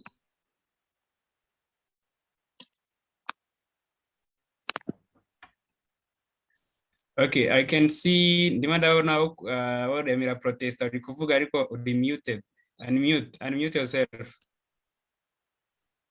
Jean-Marie, sinzi niba igisubizo uwo mwana yaratanze mwarimu cyumvishije. Yego twacyumvishe. Okay, good. Ko twabonaga Remera protesta bari Yeah, Remera protester Jibril, you were answering the question. Can you go please again? Again to ask. Ask me again. Yeah, ikibazo cyavugaga ese hari ihohoterwa cyangwa guhungabanywa kw'abana, ni ubuhe buryo abana bahungabanywa ku ishuri bushobora gutuma bashobora kuva no mu ishuri cyangwa kugira n'ibindi bibazo byo mu mutwe mwabonye muri club yanyu?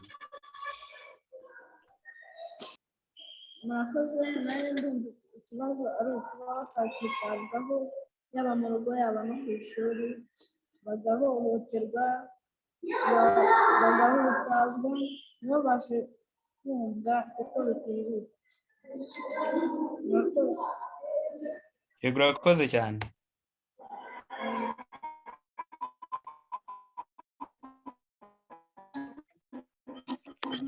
Thank you very much. Any other question?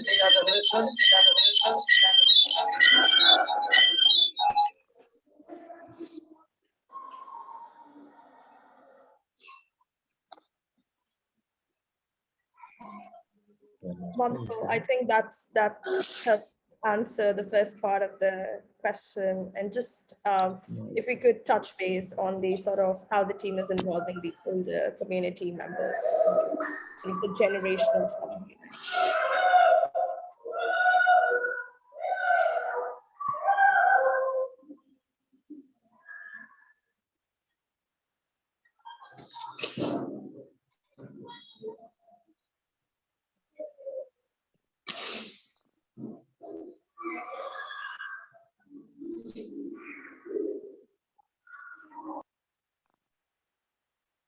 Chast, I don't know if this might be a question for you to answer.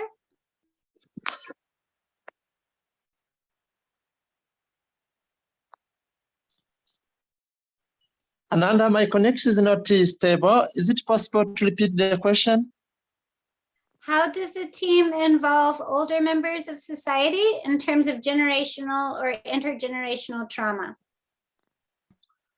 I think that's a very good question.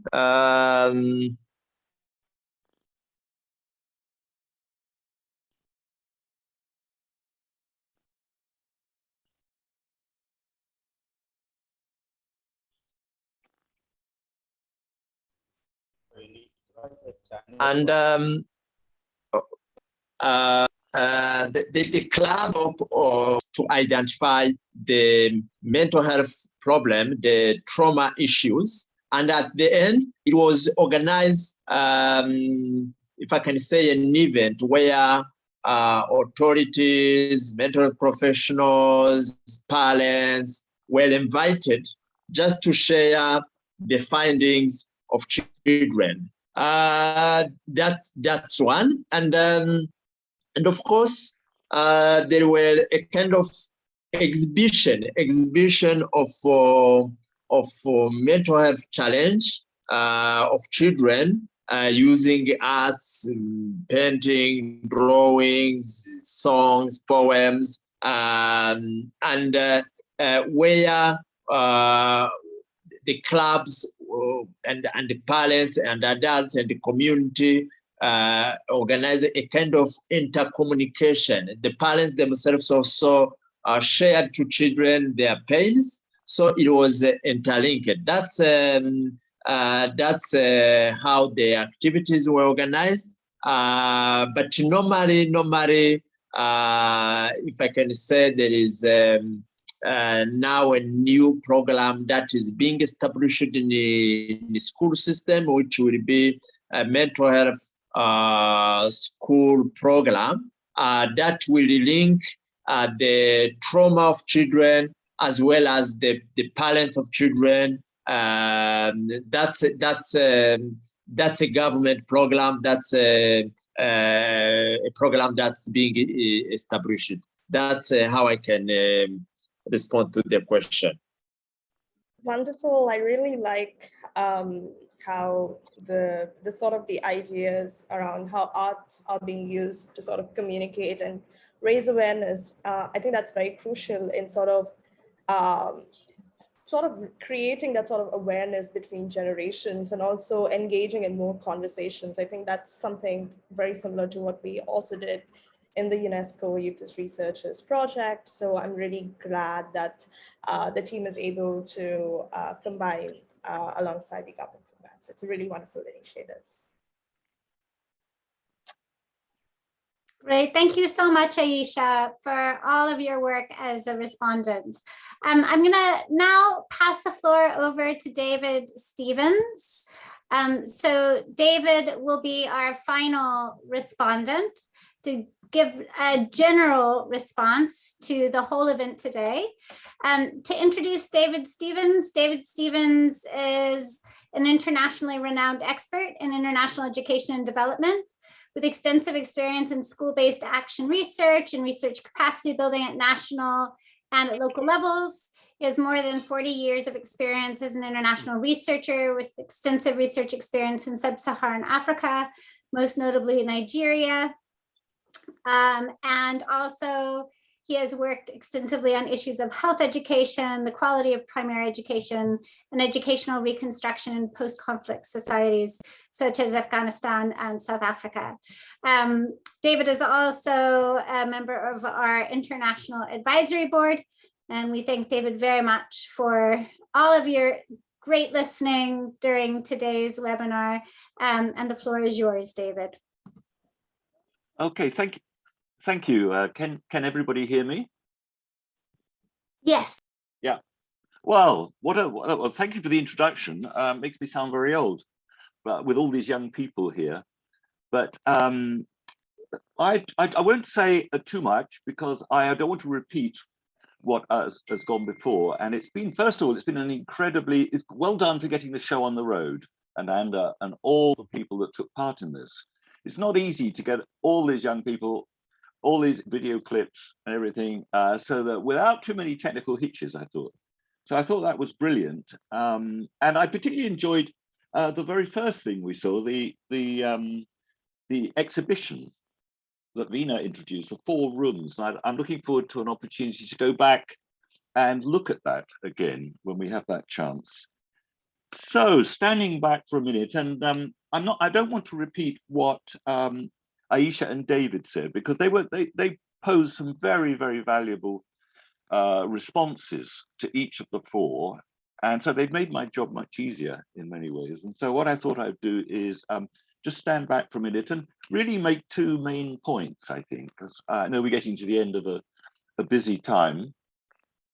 And the 2 points really concerned, I think, about using creative arts, particularly to solve social problems, to work with educationists. I'm primarily an educationist. I think in the production of arts generally, whether it's stories, poems, posters, drama, films, videos, it's about processes and it's about outcomes or products. So I'd just like to say something about the processes that we've been sharing today and something about the outcomes or products. So to start with the issue of processes, we've seen here a lot of stories, if you like, narratives about how things were made. For example, we had the 6 stages in the Nepalese presentation, where we went from the beginning, the middle to the end. And I think it's going to be important for us as a community of creative people to, if you like, map. So to keep narratives, to keep a record of the beginning through the journey till the outcomes were produced. And these are, if you like, the milestones of the production, the processes of production, ranging from things, and this is where David and Aisha were valuable, ranging from things like the changes that occurred in the process of making these things, the decision makers who were challenging, the reflections on the methods that we used.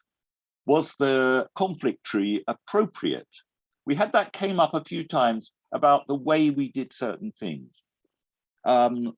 Which decision makers were challenging, what roles we took, what part did the cultural context play in what we were producing. So I think if we can, when we reached the end of this process, we can keep a record, a story of our stories, because we've got a series of narratives, and they're critical narratives, because somebody wrote a marvelous book called The Intelligence of Feeling. So what we're doing with creativity is we're being intelligent, we're using our intelligence, and we're exploring our emotions and feelings, and we're doing it through various cultural narratives, poems, stories, drama, dance, videos, etc. So my first point really is for us to keep an account, and we've got some of that today, an account of how we got to where we are. Now, the second thing I'd like to say really is a little bit about the outcomes, or if you like, the products, the things that we end up with. And to some extent, all products are drafts. Somebody raised the point, I think it was David, about whether something was piloted or not. So I think it's quite interesting to see that a product goes through several final stages.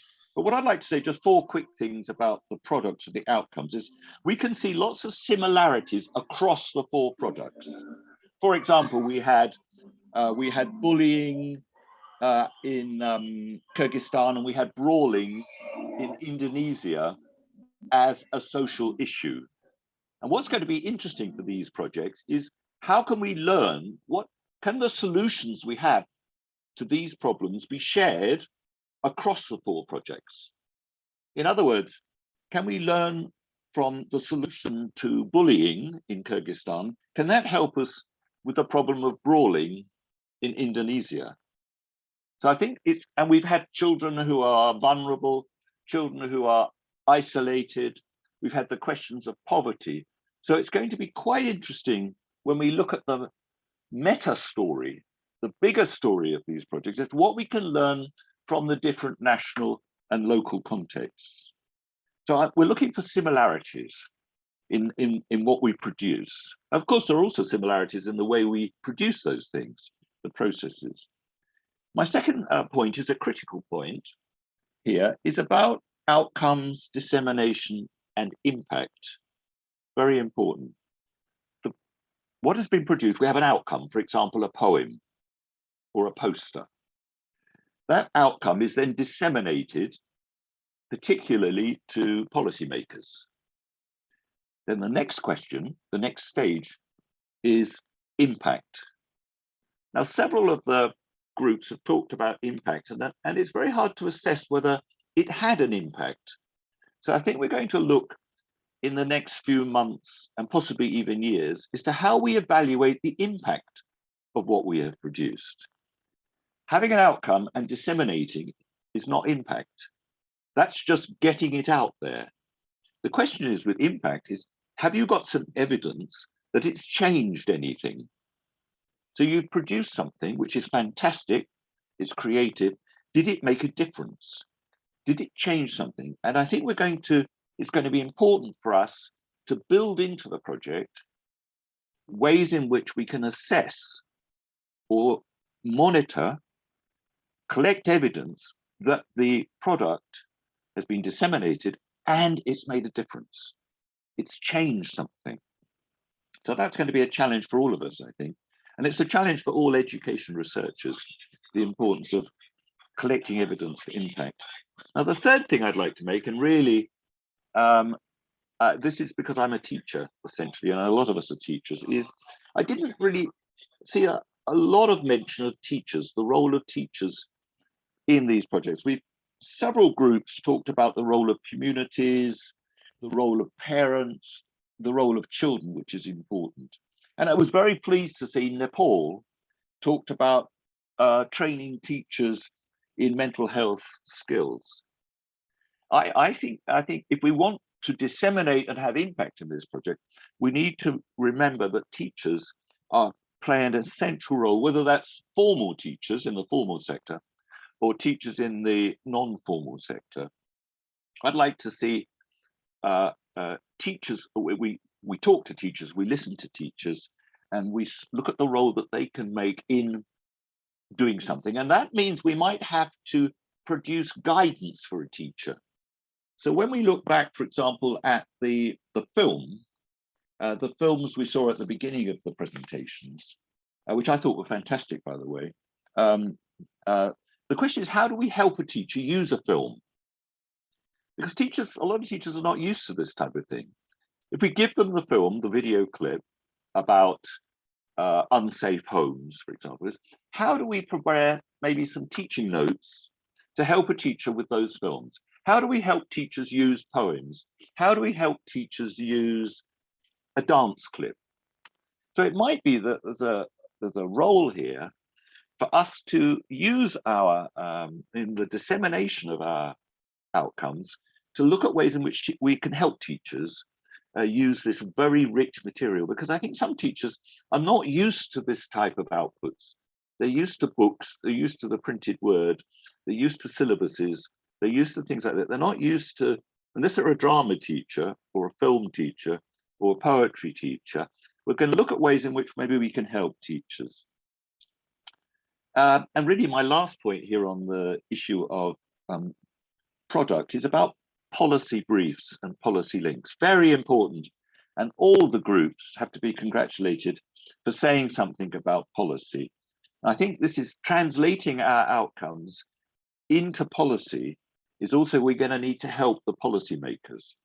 And I think one way we can do that is to look at the existing policies, the existing laws dealing with children's rights, education needs, etc., and look to ways we can make those links. In other words, my outcome in this project links directly to this existing government policy or this existing school policy. So I think we have to really be realistic here and build links between the outcomes we've got and the way we can integrate these into existing policies, which will help us make new policies. So that is something I'd say about policies. So to sum up, I think let's focus on the processes that we all have in common, the journey, in other words, and we start to map. We start to keep an account of the different stages of our project, the critical stages, the roles we played, the challenges we had, the changes we made, the appropriate methodologies we used. Then we start to look at the products, the similarities we had, outcome dissemination, measuring impact, which is a challenge. Then we look at the role of teachers, I think. And lastly, we look at the way of helping policymakers do this. But my very last, because I'm looking at my watch, my very last thing to say is, I want to say a big congratulations. This has been in 40 years, or I think Ananda said I've been doing this for that, it sounds like that. This has been one of the most creative and enjoyable and learning experiences for me. I've learned an awful lot about the 4 countries, the projects you're doing, and also the energy, focus, commitment. You can see it in the films, the way people are focusing on something, they're doing something, they're enjoying it. And if you don't enjoy it, it's not worth doing. So thank you very much. Excellent. Thank you so much, David, for being a critical friend to help us kind of take a step back and see the project from kind of bird's eye view. I thought a lot of what you stated will really help us in terms of thinking about where we go from here in terms of next steps. So thank you very much. That was really rich. And also, of course, thank you so much, Aisha, as well, for serving as our respondent today. All of your comments, both of you, all of your comments have really helped us to think deeper about the work that we're doing. So it's very valued that you're friends on this project. I know that we've reached half an hour beyond the time that was originally committed by everyone who's in attendance. So we will be closing formally today's session, but we will be keeping the session live so that we offer space for anyone who wants to ask questions or be in conversation with one another about the sharing that's taken place today, that there is that space and opportunity. I would ask for our translators to please stay online as well, so that we can help enable that dialogue between MAP participants if that is something that people wish to do. First of all, I just want to say a huge congratulations and flowers to everyone, to our attendees, for all of you who've joined us today, to our MAP researchers and young people, to our MAP co-investigators and the in-country teams that have worked so hard across phase 1 and phase 2 to support the young people and to work through with our stakeholders to create change. I also want to give big flowers to Vina and Camilo and Kula for the virtual exhibit today and launching that. That's really beautiful and provides a wonderful space for people to engage with those arts-based outputs. And huge flowers as well to Aisha and David Young and David Stevens from your really thoughtful questions and comments. A big thank you to AHRC, Global Challenges Research Fund, for the support of this project. And also a big thank you to our MAP team in general. Thank you all for being here. We look forward to continuing this journey with you. So thank you. For those that need to leave, please feel free. But as I had stated, I'm going to end the recording, to stop the recording.